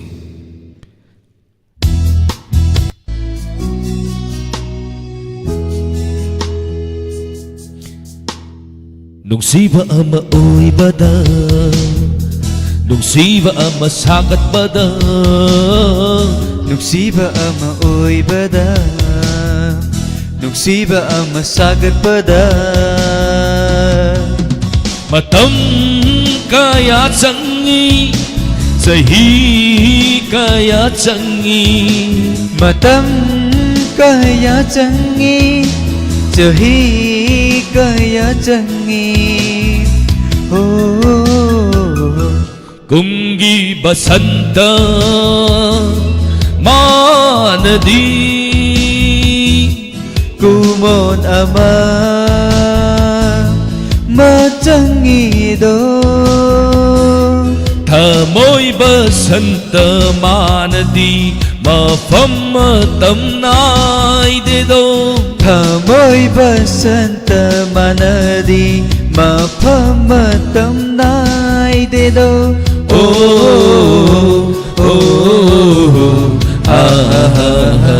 Nugsiba ama oibada Nugsiba ama sagat pada Nugsiba ama oibada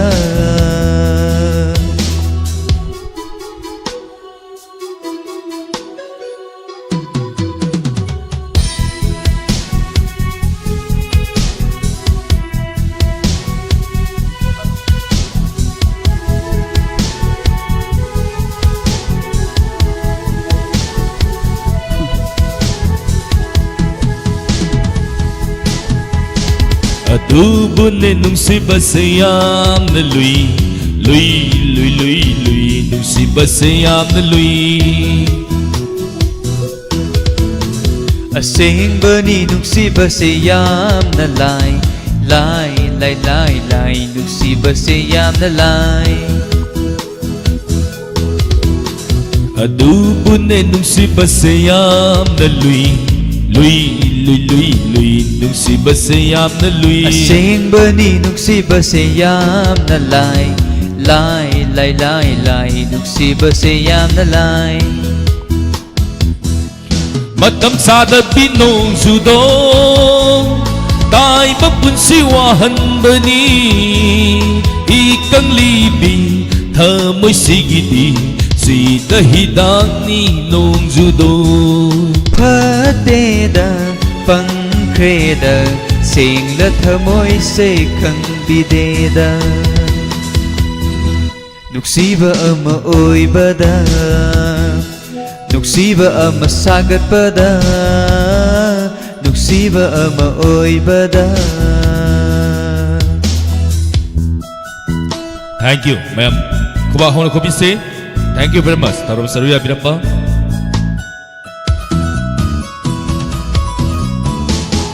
Ko'y tumlabawahi na ganong sihan ba Nurak na bimit na ganong sihan ba Ko'y tumlabawahay na ganuksihan ba Sumbat na bimiyang na ganuksihan ba Yaban natin ko O nung siba Haida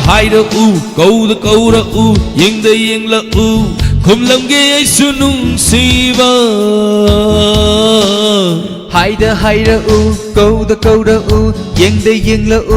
Khum lam ghê ay su nung siba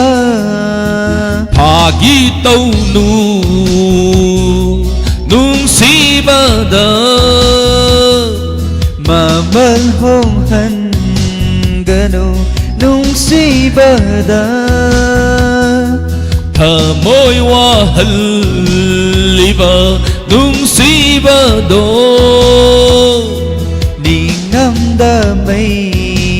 sa Paujarakani ko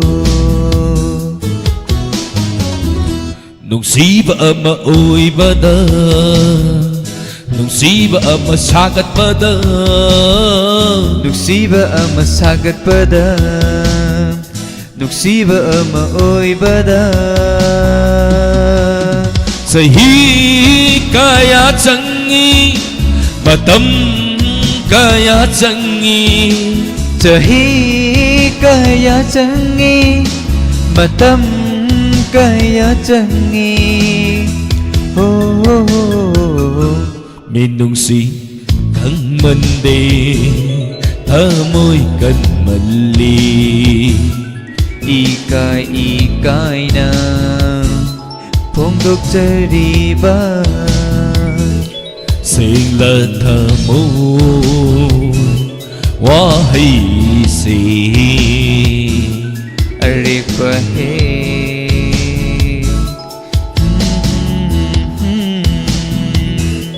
Ho ho ho ho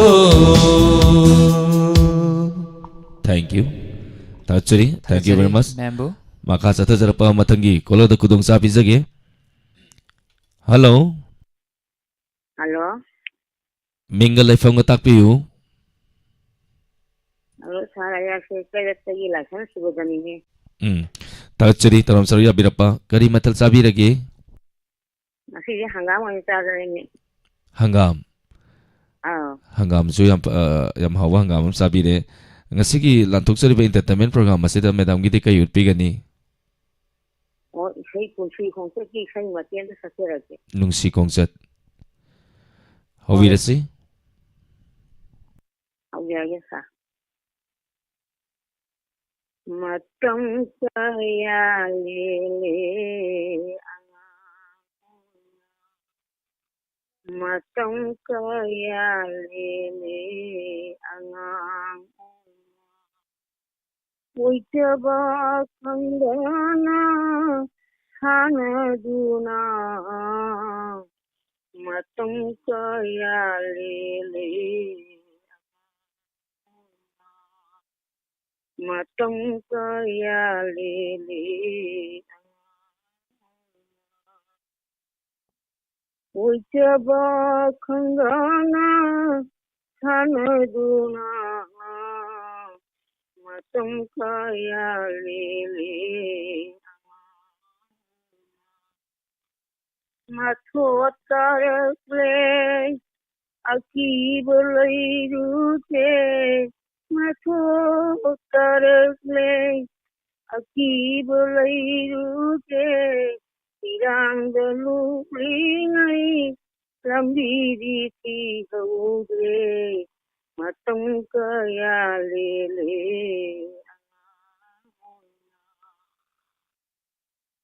ahal oiragle sagai chauragle isai sun sibagi thawi na pulle ahal oiragle sagai chauragle isai sun sibagi thawi na pulle usi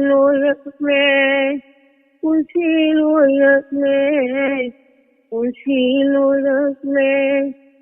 aroiba mapaulage loina hundolange yopamdehile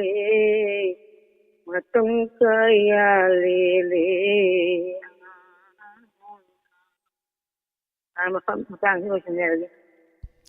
Thank you. Tagachari, Thorom Saruya Birapa, thank you very much. Hanana Tagachari, Yambazabai say, Yamnuksibai say, Yama Sapire, Tagachari. Say, City says, don't have the Kalakare, although mathematics success of Tare. Nasigi. Nungsiba Heman Kibana, Soy Kiba Yaurak Laba.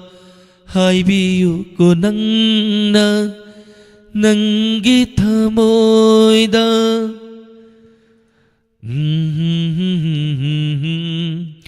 miyoy mapugni pongtok nung si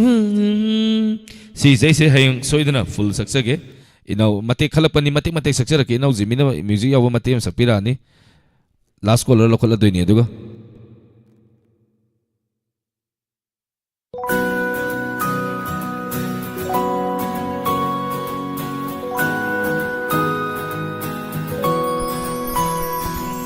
Nakin thagi su yining thalai kalen thagi su nungju thalai kabliba angang nawasu mama na thêm khare nóc sung isay satuna nung sinakon khare aigi hangla tia thamoy se nang na karam kan da mensin bi dauriba charang la aigi om chang la thamoy se nang na karam kan da them jin bi dauriba yening thagum nungju thagum yening thagum nungju thagum ngauraba mit ani se nangis saktam tabu khaurangi panglaba ina ani se nangi konzen tabu taningle aina nangbu nungsiye aina nangbu nungsiye aina nangbu Tangjing laigi leimang duda nang na thuibi saki bada yakai sapi thaba ibu kaura bara dolop timbam adum dagi zagoi sana chinlakiba masanan ba olen ibu kaura bara yare ko mayam na kamira pudi sai mate to isu kudol tamjare hai nungsira baigi thawai manga kaidau ngai kaina ni nanga ware wa min nay nungai re nungai min nay aswa bang punsi ngak la punsi Nangi ithak iraina wari kaya puri Pirangi haurakfam mitluni Awabagi pothafam thamoini hainariba mioi mapo Awanungai kubaku namni Ngasigidi kami pwede sing matang asita sakpa lotion jagin na tradi hore loy bog sakpa loy na roy isa yam kan bini mayam si last caller kanano yung minasi last caller si nga si di mau nga man okay kanano hello sir yam na ingat tapaga kumay kanano lai manay dagi asani sir asara ni hai riro asa asa mani tao itaw kari mathel jari itaw nga si ngasidi tao soibum iron baga ajing kangho sajare itaw huran mi nang na soibum iron na bangari hurang yubdo yamandro kitang puya dro ngasigi ko na ba adu ai gi chu yaw na loin hurala pura sal idu kadi gi no huran bi tao namdradi hautie ngari namdradi rok saye matung na di taw nu ai sonna yongsak singju aduga Kangsoida ngari phumai thaktan irang thokna re somda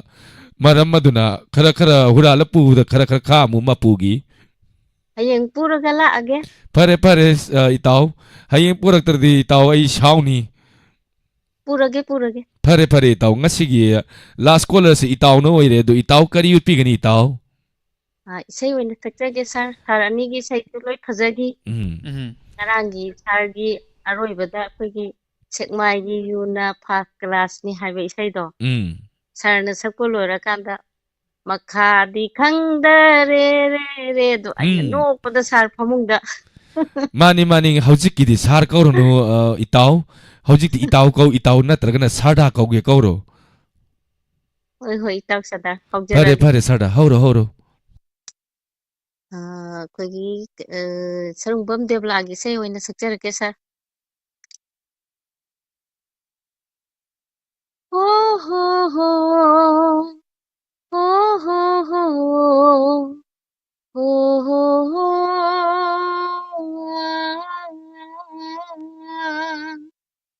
Ningkai badanan tauba manglan pura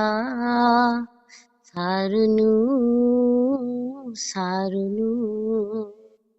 Ningkai badanan tauba manglan pura sarunu oh mangkidau banung sibahak na thajarunu Ningkai badanan dawa manggan pura sarunu Mayeng taroi kalamba nungsi ipak sangjau paraba Miku pada kang duna laikang labu on kido Ho ho ho ho ho ho ho ho ho Mayeng taroi kalamba nungsi ipak sangjau paraba Miku pada kang duna laikang lagum on kido Matam khong loi ithaki iraida Puksil ting ba ulunu kanada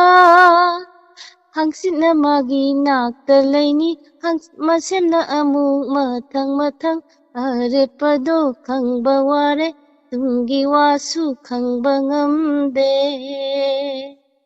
Ningkai badanan daw ba manglan pura sarunu Yai panungai palingai nisang taibang yami kalingai Sira matam lakpada kana uraroy mangkini ho ho ho ho ho ho ha ha ha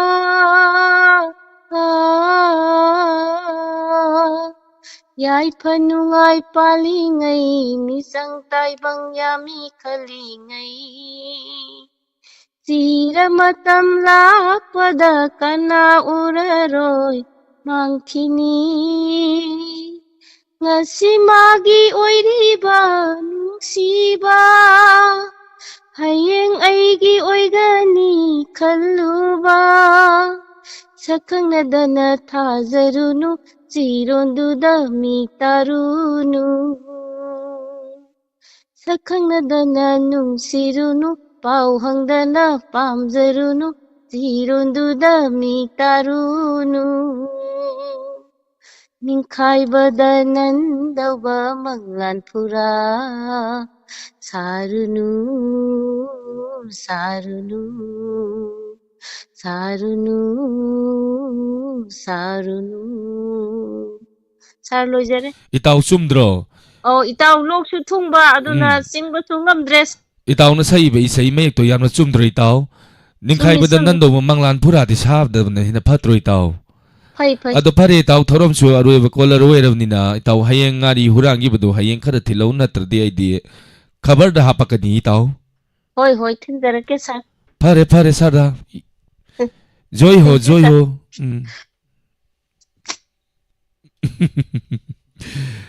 thengnarare unarare nang ai mapokta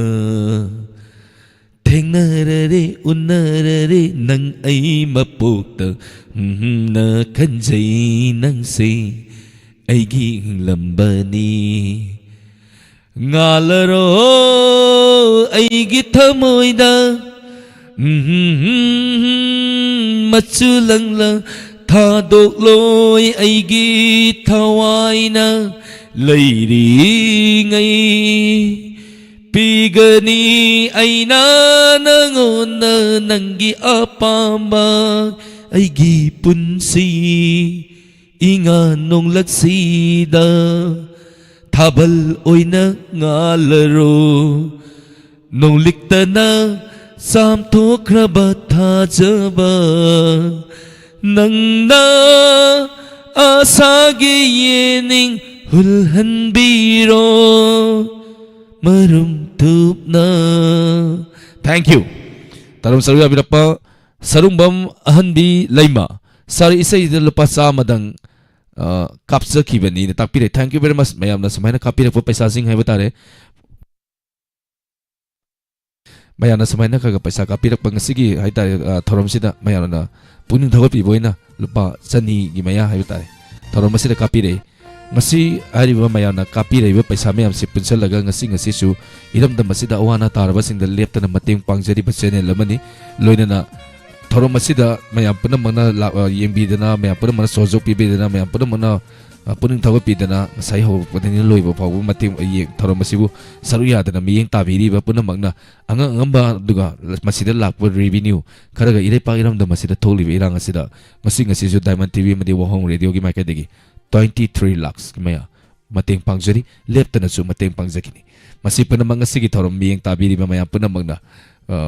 thodang ni hai batare mayam chauna thodang lobi ba leiba leitaba khaidana laba manga tara khaigana raga ngasi su mateng pangbangam jari bani. Thank you very much hanana tagachari ngasigi thorom miyeng tabiri ba madi khonjel loina tabiri ba punamapu thogal tawjaba matamda soiki ba langki ba yorga su mayam punamagna ngapigani thorom asigi makha tarakpada crime reports mayam taminasi crime ipom haijabatare ngapigani ipom taraba matungda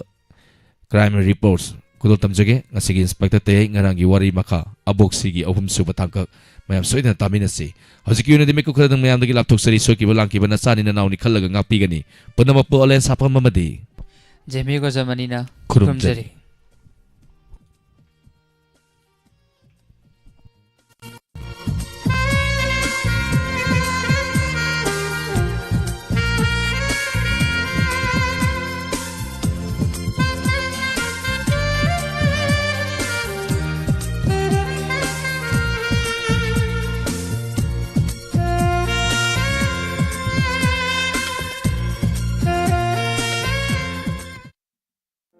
Admission open. Unique Chindrel School, Wangjing, near Kodongpopi Sports Complex, Thobal District, Manipur. पंजरीबा unique children school वांगजिंगी अनौब session English सिंगनी कुन मंगा अमरी कुन तरक की ओइना लाक्लिबा जनवरी की तांग मापन इंग्लिश सिंगनी कुन मंगा याइफरब सगोल से नुमितगी हौजरगनी स्कूल असिदा प्ले ग्रुप तगिना क्लास 9 फावगी खुदोंचाब पिजरी स्कूल असगी फैसिलिटी अमदी एक्टिविटी सिंग निंगथीजना सेम सारब क्लासरूम अमदी सीसीटीवी ना मॉनिटर तौजरी एक्टिविटी ओरिएंटेड टीचिंग की खुदोंचाब लेरबा फिटनेस की क्लास हाइबदी योगा अमदी एक्सरसाइज की खुदोंचाब लेरबा प्ले स्टेशन अमदी क्रिएटिव कॉर्नर्स की खुदोंचाब लेरबा कंप्यूटर लैब साइंस लैब मतिक चाना लेरबा well equipped library and audio visual room मसी खक्त नतना हिप हॉप की class dance music art and crafts लोइनना smart class learning through computers stimulation and creative curriculum personality development की शो अकन्नबा क्लास थमजरी क्वालिफाइड ओइरबा अमदी वेल ट्रेन तौरबा ओजासिंगना ताकपी तंबिरी मसी खक्त नतना ट्रांसपोर्ट की फैसिलिटी शु लेजरी हॉस्टल दा डे बोर्डिंग अमदी बोर्डिंग की ओइना खुदोंचाब पिजरी को करिकुलर एक्टिविटीज दा तोंगा तोंगा खुदोंचाब कया पिजरी मसी नतना स्कूल असिना क्विज कंपटीशन कया द चही कया थंगना थंगना बना लौरखरे हेना खुदोंचाब दी स्कूल असिदा फायर सेफ्टी ओइरबा इक्विपमेंट सिंग स्कूल असिगी ओइना मतिक चाना थमजरी अकुपा मरोल की दमक कॉल तोबियु 8414978930 अमुकहना 8414978930 unique children school Wangjing near कोदोंपोपी sports complex Thoubal district Manipur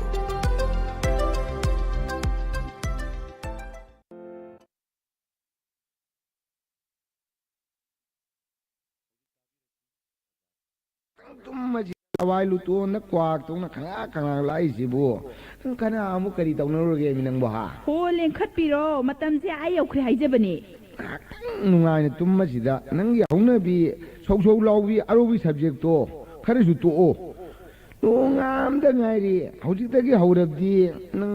horen gi su khara khao ai ba masida ba sou lawdo yari bro pung ni ban da kharbani hojik phawbane phamung da iri konsin na leiba yari bro school sa pathing khre haijabani Oh, si ju ngoping tawgum ju tawi school do ngasi di nang ngoina khara chalu ro si ai hayeng chake je kai no hai si bo yung ni thabak ingkhang sa matta loidri ising mai sing shok kada ba thabak atai ju wali hauji bo thabak maya ji hundok lo maga school sa kadori ba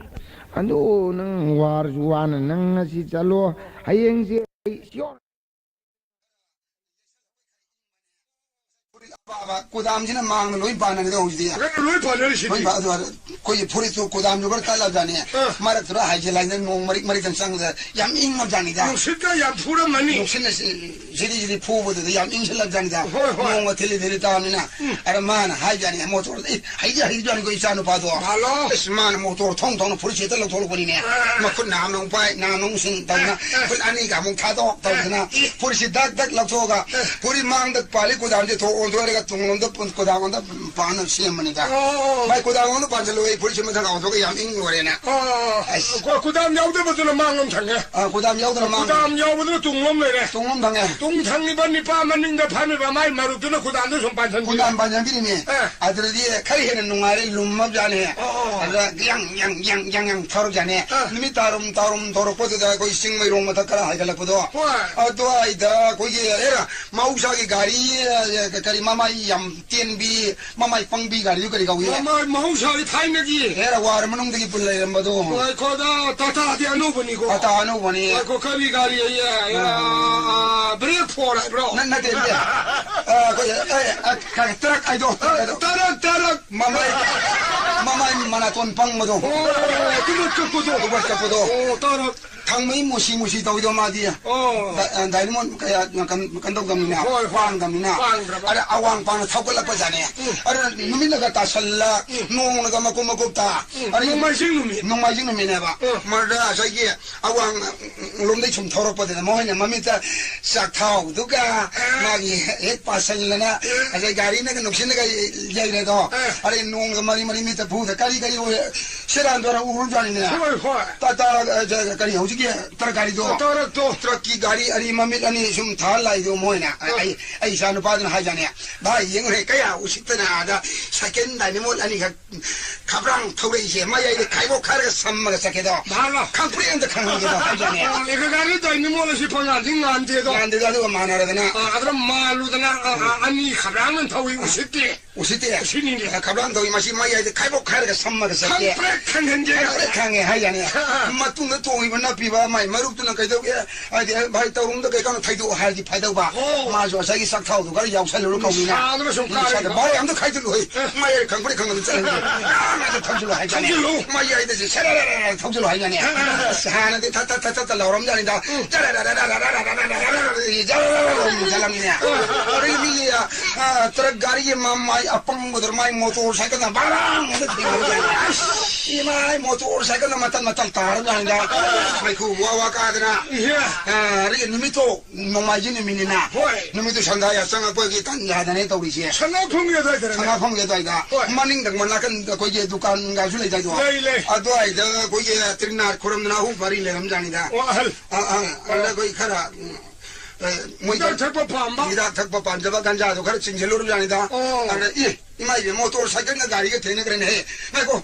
na isa yati le kisi na ka tumai aswe na mang ki inje kana ye sento gari ali thengai na thene sento chendang yeng ab jane yeng ba motor cycle mi lo yaro he machine matam ta ta ya mi ani sugi gum do ya sai tong bu motor cycle da kara isa kare sum yeng gani da ama thuma di manin da na padu di la kan lang thok na ma di adum he kan ta uda ta mata ta le na ma jani da khudak ta dum lo ra ma jani da kai no ai sa no pa di hing ba ya na chorok na la da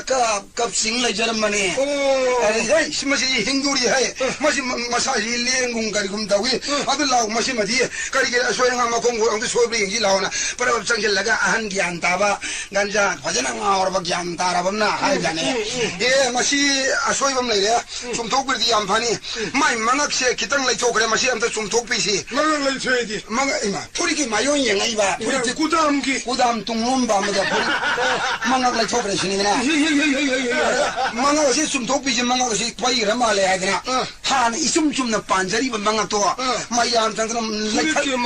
thori ki mayon yang mayam tang lai that na ha tho ami ne sini lai da pa ka mi si balo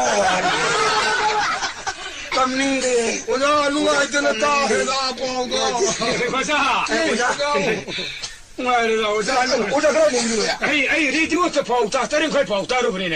Pau ta tu kuih do. Tarin kau ki pau. Asyik sarkar radio tarin kau pau nu ai dah. Kau English kau ni lah, kalau macam itu orang lah. Macam orang lah. Macam pau bukan tani ni sih. Macam tani ni. Macam pau fajar ni lepak ke, fajar sandor kere. Kali jauh nak ke. Asyik kasi lauk tu ba. Kamu tu apa? Yang fajar lauk tu ni ba. Kali jauh. Akas pani pan lantok kere pau, sedang bibula di bin pau pari ni. Bibula di bin pau tu pari apa? Radio anu ni. Radio anu ni mana mana. Yang fung cari makai tarik matan maharani thongkong le samu silam jen thar biar ni. Itu masih radio ya Thailand radio orang ni. Takkan mau nalar moya. Yang mana lauk tu ni? Nung samu tu lam jen thar ni apa? Radio lauk tu. Mi section thai. Masih ni loh selap kau loh ni dharma salah ni lagi Mahatma Gandhi jen miam ni bhason pir biar. Nung sahabat tu bhason pir ni apa? Angkat kau ni norok tak lagi. Yang ni anu pau anu ni. Sekarang fung tarik tamat anda awang semai ni impan sor bawa makong tikun ni pani lam jen thar ni. Makong tikun ni lam jen sial lagi ba? Ai biar sial lah mami. Masih ni ramai orang. Pau kian tu sentuh ni. Sekarang dang fung tarik tamat anda maron tok ni pani minister aku puwari sah ni. Maron tok tak betul ka? Minister aku puwari sah ni ba? Masa di lang juga orang ni. Lang juga orang ni maron tok tak tu kan? Yang jauh kian ni. Akar ke jauh ni. Manipur ira harus nam thana bagi tu nauri pai manga singa ada thang kere ni. Imai dia mengai nauri pai manga thang kere ba. Ani lagi betul water.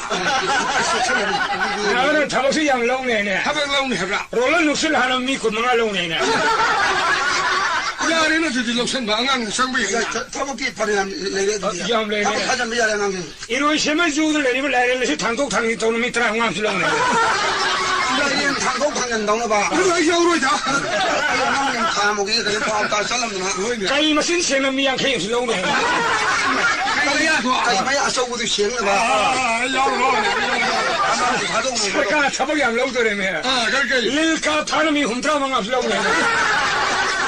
Lelka thana di langan ni. 10나라니.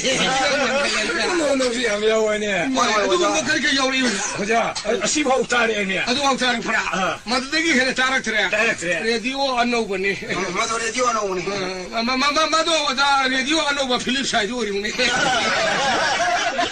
레루레노. 레루레노라. 너 파옹한테 가이 마야시. 고리비네. 마이 망강네 타박 가이니. 마도 베라레 제오야. 마야 베라레 와니고. 용게 살가 안나네 비팅 오르시나. 마도는 레머니고. Maitai ai khoi si ta seng ma ki tiang ban ba ma pu gi ahan ma nau phong nei maitai ai khoi si ta seng ma ki tiang ban ba ma pu gi ahan ba nau phong nei hau ji su lei ri phong no phang lam da ma lem lai koi phong nei maitai ai khoi si ta seng ma ki tiang ban ba ma pu gi ahan ba nâu phong này nông ai ha kabra ha da sing seloi ni kabra ni ta ba sing ha yoi bu nui nui thum lei ma ga tam ko ro awang bi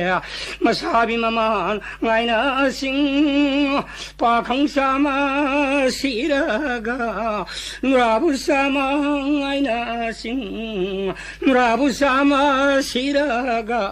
pa khang sa ma ngai na sing oh hai bia ma hai na mu ta ni prana hai anga visita din hai imong da lai ni du bo ai pa thabam da sa tho ga beri ma tang di pu tho ro da hai hai ngai kho atai lai ri ngai kho beri do ipa gi da yaw ra ma si hek da tha ga amu lai khara sina bazar gi amu lai bai du ta ra adu hai nuksa phana sai da hai satin du ong da pu tho ra ke ra ha ngai kho ai satin du pu tho ra nu ya ni nong kharam mangai satin pu tra su ya ni pa hukum si gi nong da si dei pa bo ong dang ipum thin na so la di ipa satin pu tra su ya re nu si da sha nu pi ma khak tang lai jei kam do ge bo ai na din ningon pam ja ba adu ga nu pi wai na po la anga pai du wai re hu ji kan je ningol hai ba nu pi hai ba ma ani khai do i ne ma tam sa ai di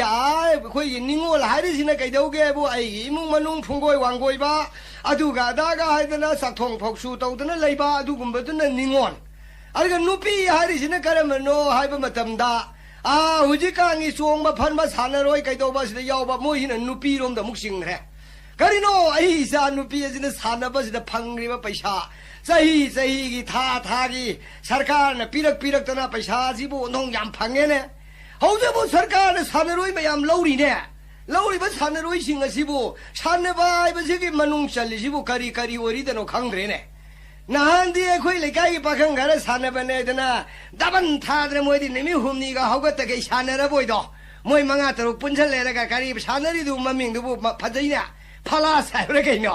madu san na ba de de mai be ma kana nom na ta o ma le thana la ga phai ne ara ni pa na kari hai ge wo kai no ba bo khoi pha bi di je jor san na bai pha ri ni ai pa san na ro ji bu ma na pi ai dai san na ro bu pha ra di ga dai di ya de ge ga ga ai da na o do ba wa ri je ja se shum tai san na ba ai ba ji gi manung chal le ba ni ne jor san na ba cha adu bu moi ni ya de pha ri si bu kari gi no khang de ne chai gi mana phang ye da na san na jaru re kan da 파독 정드나 아젠 정드나 아와바 다바기 센팅드나 타나데 삐바도 좀 따레네샤 톡파니다 비리 인당 탁시나 무감 도도리바 오이토 쿰지네 오이토 마밀러시 아무도시 이렇게 오이토 아이는 거울이 뭐시 따라자지 쿰지시 아이고도 쿰지도 건지에라도 뭐 윤대네 마사 마수 와르나도 건지는 타나마마네네 야라 제리시마 탑디 오이토 가이노 헤이 콘다시디야 오이토 가이노냐 아이 사디 거수는 따들어 온토파 가이노 왜 거리노 컴들이 강에 뜸을 내야 들어 하는데 아이는 거울이 컴들이 신는 까리 말은 너 가리 아이 마 아이 또 타보 신는 우브로 까리 도르게네 나 사이드게 이 비리 테이시디야 비리 타고 거부 군무야다브라. 하이마 아이는 somde 비리지 못 기다려 간나가 싱보 호너리 낭나 못 거라 낭나 쿰바도 거고 아이나 나나 거부도 쿰바 호너리가다 비리 못 그러디야 메케 마루 띵오이드로 하이마 아묵 삼바야드니 통는 뭐. 에라 메케 마루 띵나 바타바 온토 도보와 낙다 아두나 아이나 타키게 갸안타네 쿰마게 하이드나 와칼 떠오르가 라이미네 있다 와칸 떠오르가 낭시 와칸 칼리다 이또 칼리 있다 와이디 칼리 칼리 양칸 그러다 양칼리 있다 이봉어 양칼리 아드나 아이나 칼리 와칼리시디 있다 온통은 와나 간 그래도 고 있다 낭수 칼루네 칼루네 있다 아이나 칼립세 있다 이네 띠네 칼리는 칼리도 예 싹사바다 봉만 바 칸도 이미네 이디야 아주 칼리바 칼림니 와칸디 현도다 현도 그래서 칼리바 다 이봉아 무식 시디네 고 헤이 문싱은 헤이 문싱보디 누가히네 또 이봉아 문싱은 미는 만누가랍니 문싱보디 사토 코토고 럼자고 소르고 서버스 잉나 띵ging 레이랑 거네 그 싱는데 문싱보시 누가히나 이 거리와노 tumbe 히파 짜바 탁바다 문 문싱어디 또 누가히라다 누가히나 문싱어 tum바다 마식다베네 또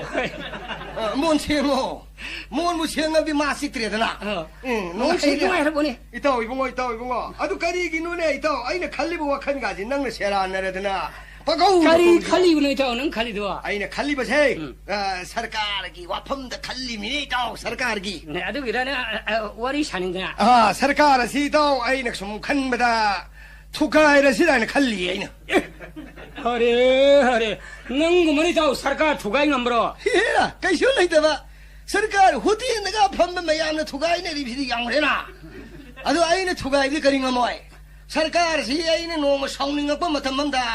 सुपाई पैसल लेरगा Wang थांगलगा कोलासदा सेलाउं थारदे पोमचाइ साइनि 마두다이는 얌농 사티범 네이터 가리는 등 사티르디야 마두다기 सरकार थुगाइबगी मचियत मकाई मयामदो 마두나 लेर कोनसांगदा लाएगा जिपतगा तोंगगा लाउ खोंगदोरिबा आदुगा मदुगी लेर कोनसांगदा acai सरकार मचियत तहोबदो मदु प्रजा युगद्रा सिखागी आइजु वाखनसे याम खालि जानेतो 야 파리 와칸이네 सरकार थुगाइब ngमरो 예이to करिया सरकार सेंगरे सरकार सेंगरे सरकार सेमे नंग हारेगा지 ताजिङाइ सरकार सेम बोरा सेमे नहांगैदि सेमदे ओ मोय नट वाट परा स्क्रू वाट पनरा नदिया मोयना हनक सेमजल्ले हारिसिबो मोयगी कंपनीदगी मराई मरांग स्क्रूगा खरे लौरोरा मोय लैसलगा सेमे नहांगै सरकारसे तोंगनदद्र दुम थम्मनिने हाय सरकार सेमेदि मंत्री चौथुए हाइबनिने सरकार चौथुइबा सरकार चौथुबनिने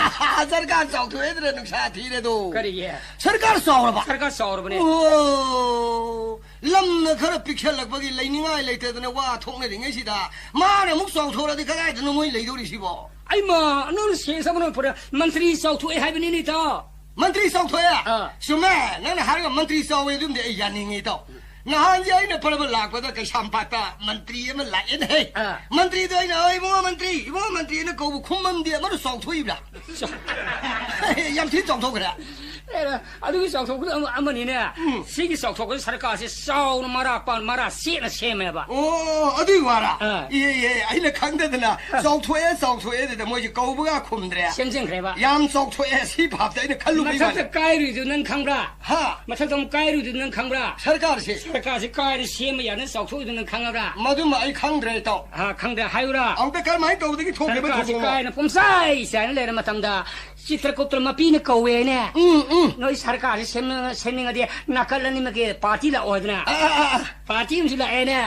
आइखोइ सेमजरगे आइखोइ मिसिंसि कुन्था मरि लेरे हाइरेने सोबुदुदा अद नाकलम आइखोइ सेमजरगे कुन्था निपाल लेरे हाइरेने अमन मु कुन्था निपाल हुम्पु लेगै मनुंदा कुन्था नि हुम्पु नगरदो अददे निपाल हेलिदुगो संदे मरि हेलिदुगो ट्राइन हेलम हेले मसिंमि हुम्पु लेगो मफम ट्राइन चोंथोमसे अंकसि नु फब लेते ngasiदगी मनासे पियारो न पोहरो अन पियार थमि ओ मसिंग ट्राइन थोइ हेन हाइरुबदो अदुगी महुता तरानी थोइदुगी महुता पियारा मना पियारो थम कया वारे खलाउ नै लाउरुइ ताबिद्रे नुक्सिदा पियार थमबगा कया वानग्रे ने वारि मे पियार थमबदि नुङाइ बनि नै कुरि न खंगन दौनि ने कलाइ नुङा दे आइना खानमा तोरे लाउजुरे ताबिद्रे ताबिन मिलेख्रे बुवा इमा पियार मनुङदुबु वा ngangnadre amaga wari sanade सरकार मसेन जो उनबदा थैदोकनरे नुङाइत्रो पियार हाइबल mamingase maming dun nungai ni nei to kamdong na maming nungai ba hai ma piara di nung si ba hai bani nei to piara su nung si na ba nung si ba hindi da ga jo hai da piara kiya do darana ga ga hai dai nei to adu ne piara hai ba do lei ngai matam da di amasu khana ba sai na ba yaw de amana ngang ba su asauram kan ne de piara si di ai di ya di sahi tare ta bu tham bi hari mi ne yang wa ni boi to praja si yang wa ni do hare hare madu gi matam do to madu khudi si ya na de siam ba ni siam ya adu ga nang siam me ga mo ning sang ai ni ne adu de yam nung sa thi bam le ne to handa moi pham pi ne khibro pham loi ne pi na khre pham pi he to adu du da ai madu ni me to pham pi ba ni to ai sa chen to ne ai som na khoi usop am le de ge sa lo ba ngam dra ba ne adu bo pham phang ho da ba mi khre yaw ra pham hong da si to ma thoi nung ai phon ti ne yang shoking lo bo ni ne ye pham phang ho da ba do pham phang ho da adu gi khalu ba da ai su sa ba ya dre adu dai moi pham phang ho da ba sing wa ja sing du gi pham ma sa mam di pi pi ge da na adu gi ni ne ai assembly da la i mi ne ho ja来些， 그리 밤비들이 봐.来와티나 밤 레이브로. 이마이 오자보 밤 바이름 바데기 밤 따기바 닝타오 이름 바데기 미나이 오이기바 가나루 누가 이거 되기. 가나루 누가 밤 바이름 바데기 바이도 밤 따비 서이고 타우전 발랍 저거 이라서는 난 탈람가 싸가 깡카도 꼬롱그랑 라고 따비네. 사티 뿌로 뿡망망 히리네. 뿡망망 히바. 뿡망망 히리네. 발랍 따도는 좀 따네. 아이 거 이거 낭이. 어부디 따 낭 하이시메. 알리라기 닝타오 사바이범 레이다. 레이레. लीला में आई दी माँ मुख सोब लेते लीला फी से बंद संग में फी होंदो करके निंथौ ने कना जो खंगदे सब माने तो हुजि तौरी बम तो वसी दी निंथौ साबा सा लीला की लीला निंथौ साबा सब माने रे बनी ने अदु फम ले रे जा मसी पीसी नहीं तो करे पीसी ने करी फम ले रे अवाट पर सिंह तो आई पी के लाई बा आई कोई लेका दा कोई कालेंगे उमंग लाई हराउरी ये मदे द निंगो लाप फम का गासिनी यंगवाली ये मदे फम तो अमम पीथोक पीसी रा ओइ ने मदुसु फमनिने या खोइ लेपाबि फमदि हुंफुदुबनिने पिख्रम मोरां लेपाबि पालन फमदि साथेल हुंफु माथोइने ने लाको फमनाइ बोक्सि लाको तोलं खम ngang लाको साम काप कै काप हिरुबा हिनौबा सदु लेखाम थे खुबु मे सिलम्बा के फमदोन साथेल हुंफु माथोइ हाइदा पिख्रजु हुंफु माथोइ पालमे ai कोइ हिदिदि सिरे हुंफु खक्तने मेन होय हुंफु खक्तने तो फम पाइरमदि पाइदसु नुंगा हिद्रब जानिको करि दोबा खाइबि यौकि खोइ केन्द्रदि फम पाइरमे अमा का खाइबा मिं गौया काला खवे काला 밤염 싸움 빠르자니 마나 거기 레파 거기 레카이다가 농 파도 꽈타디 라코디 타고 꾸마이네 마이 가이드 콩빠시 가이노 파자하다 가이 콩에 시파이는 가이 오마가 똥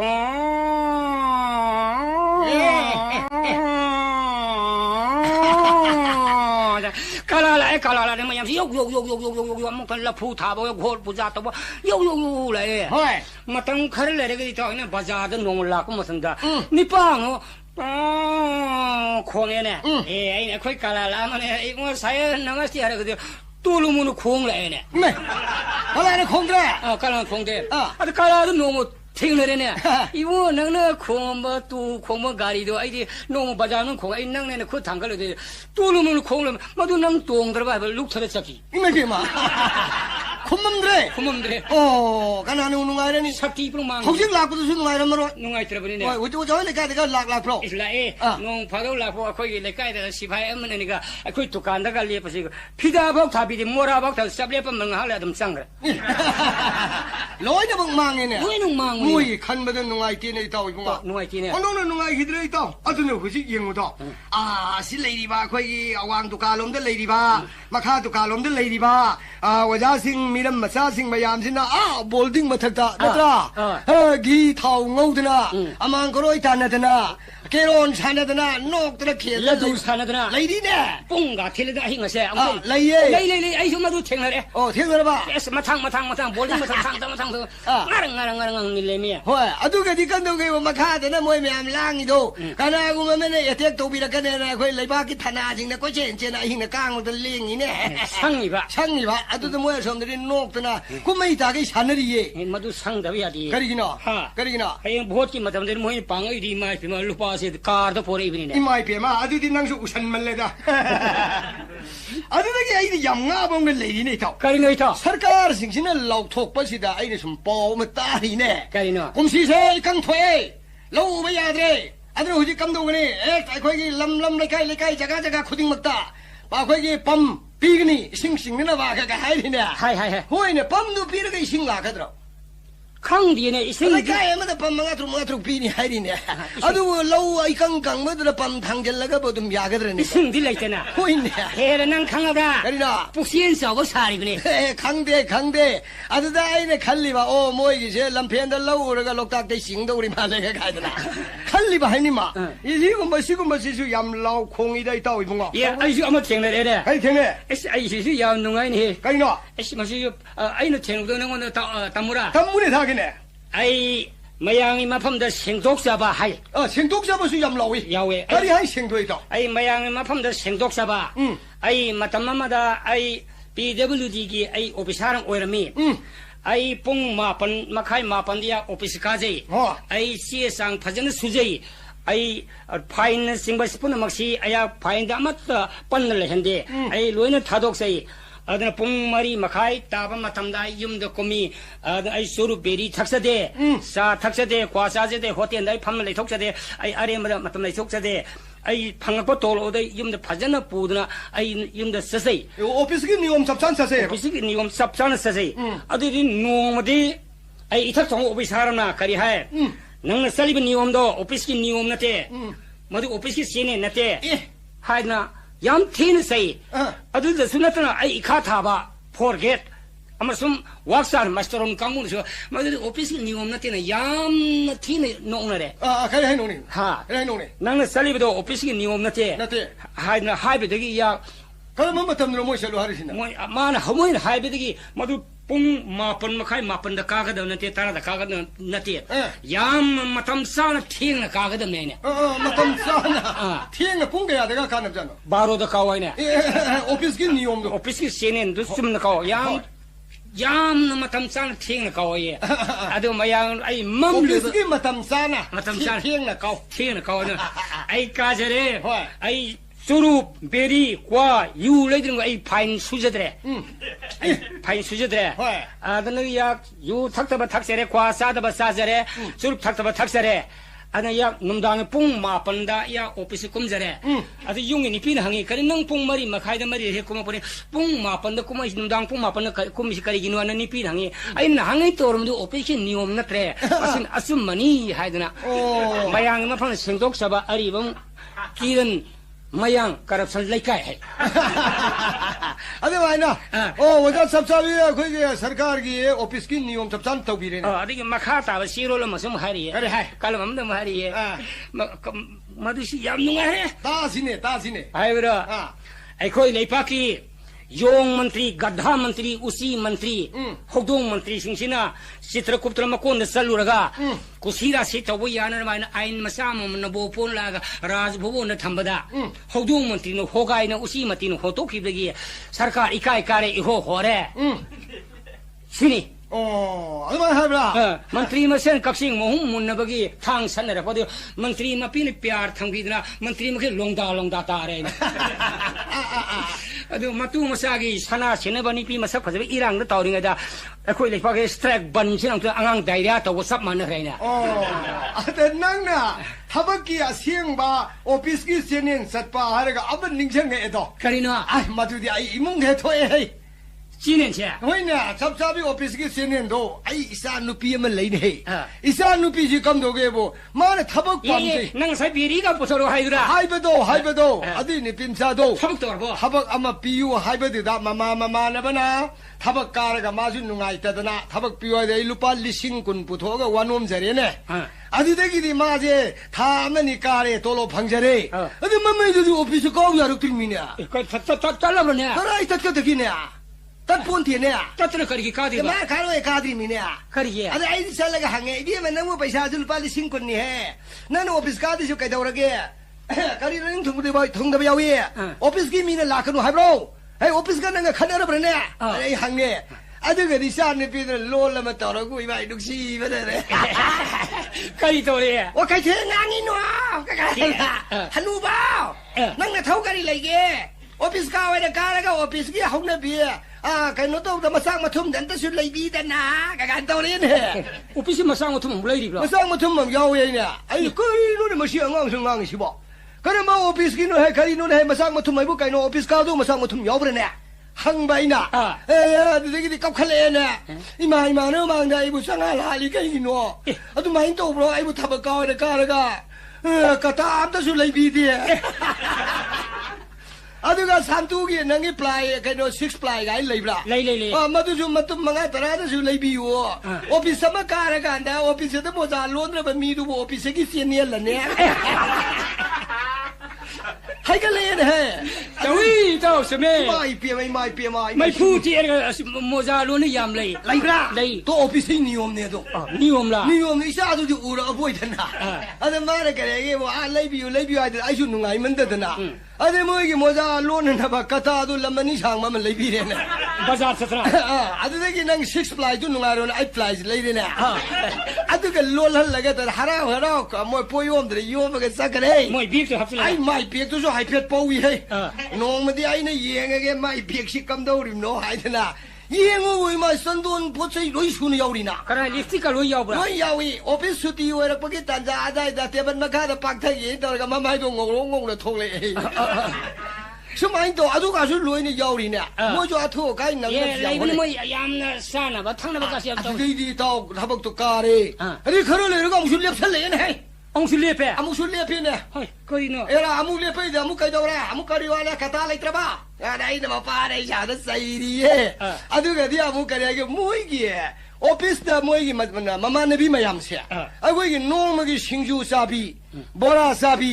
ซาทักบีให้มันเลยมาเลยเนี่ยมุ่ยปาลีเท่านั้นบ้าปาลีเท่าบ้าอามาตัวนั้นก็สิน้องมันกี่ห้องเนี่ยพี่ชิงจูไม่ยันพุทธปะอาทุกพุทธปะตัวอามุสุการีไอ้พี่มานั่งบุกใครตัวเราจะมุกาตระบ้าการีวาเลยกี่ไอ้บ่การีโน่ก็ไปที่วันโตเลยจีบไอ้บุมีมังได้โยนเลยทำบุญมาเทียมจะช่วยให้พี่เราใครเจ้าแก่เรื่องนู้นการียานั่งกี้การีสู้มาดูบุญให้ถอยดิ้งสู้มาคิดจะฮับปี้วะงอสู้มางารีคิดจะฮับปี้วะก็กลายเป็นอะไรตัวเขาเลยเนี่ยนี่ไม่เปียมาดูกี่วันเด็กวันไหนเนี่ยดุการเนี่ยเสียแล้วกันงารีอ่ะพับตัวเพราะว่ามันเลยบีเลยเนี่ยยอมเส้นบีเลยดูก็ไม่เขาตัวฮับเส้นบีเลย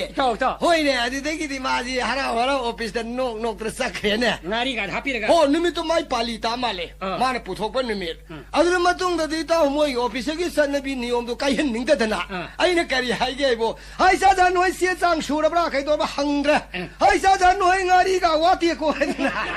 นั่งเขาตัวงารียาวระบราเนี่ยหังนี่เลยตัวสมัยตัวกูนึกหายสมัยไอ้น้องออฟฟิศมันยังเซ็งไงบ้าไอ้คดีมันเสียมาแต่ทีเดียวออฟฟิศมันหังเงี้ยใช่ป่ะออฟฟิศมันนุ่งสีตัวบ่งารีเหลวมันนั่งสิวังลองหลักคนนี้เนี่ยเมื่ออะไรสิงจูซ่าเนี่ยเป็นงารีเหลวบุญเนี่ยเหลวใครที่สิงเหลวนั่นเหลวนี่เนาะสิงกี่สิยามนุ่งไงบ้างตัวนี้เท่ไอ้จะเถียงกันรู้เนี่ยเถียงเลยบ่มวยยังเลยดิบ่ปีโยนสิงโตเขาเสลเลยแต่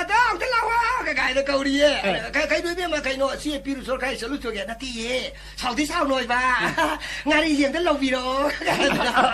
แต่ไอ้ที่เสียจังการบนการขมจนแล้วก็ตุ้มเลวีเนี่ยตุ้มนั่นออฟฟิศมันนุ่งงารีมันนั่นใช่ไหมมาสิตุ้มซาพังอีกตุ้มพังอีกบ้างไม่อยู่แค่ปีเดียวนี่ตุ้มไอ้เต้าไอ้คนเลยบ้าคิดมาเต้าสิก็หายแล้วที่บ้านไอ้ดียาดีอิรังมาตาสิได้เต้าโบตุ้มเล็บสิได้เนี่ยขันลีไอ้เต้าอะไรโบเลยแกบ้านั่งมีหายตัวเลยนะใครเต้านะฮะเลยกลายเป็นสังสีเดียวมันเลยที่มายามเสนาโบเลยปนอินเชลเลยนั่งตัวเลยนะมาดูกันชัวร์นี่ไงเลยเต้าไอ้ดีมาสิยาดีประจาละล้วนมาสิ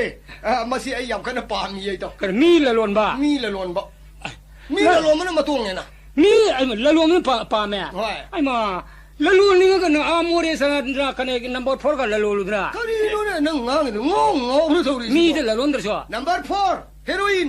เลยดิบ่มายามสิดีเต้าอาดกี้ปรกบ่มาตำนั่นลำบีดาคัสตอมนะไผเนี่ย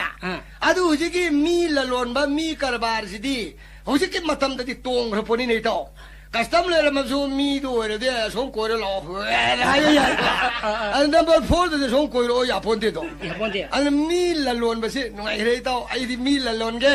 ประชาพังมาขณะขมจนเลยระกะกันดูเกโบซาติ้งมาขณะพิเทระกะประชาละล้วนมาเสียอ๋อต้องละตวงรับจานี่ก็ต้องนั่งพูดเล็กๆเขาเลยบ้าเลี้ยปุ่นนั่งการีนาราสิเลยนะการีนักติ้งนักกุลเลยนะการีรานนี่ที่ policy program การีให้นั่งนะเราของอะไรกันข้ามันพวกคมนะนั่งคนข้ามันพวกพิจารณานั่งการีรานที่ให้นะไอ้ที่ราชนิติก็ไอ้นี่เนี่ยเท่าไอ้นั่นเราก็ต้องรีบวารีวัดไอ้งานก็ต้องรีบวางช่างงานไม่ยอมเสียตาบตา Cầm đầu ghê bộ, nó cũng ngon vậy đâu, nó cũng ngon vậy. Bây giờ nó xin nó bảo mi à, nó bảo nó cari ngang một sắc bài nó cái mà lâu được nữa, ông đó lâu rồi tao kia nè, ta kia lâu kia nè, lâu kia ba. nó vote không được bây giờ ya nó ba. bà đấy, ai sẽ năng मंत्री này, some MLA này, hắn khăn lộc không, ai lâu ra cái, ai lâu rồi mà mày am không rồi chứ. Mày cái asom da lấy đi ba, nung si giờ ba, ipa ipal ima ibel, lupa cha mà chapin khom ba ya ba, mày ang mà pham da ai na vote ki bikha ni wa luxury.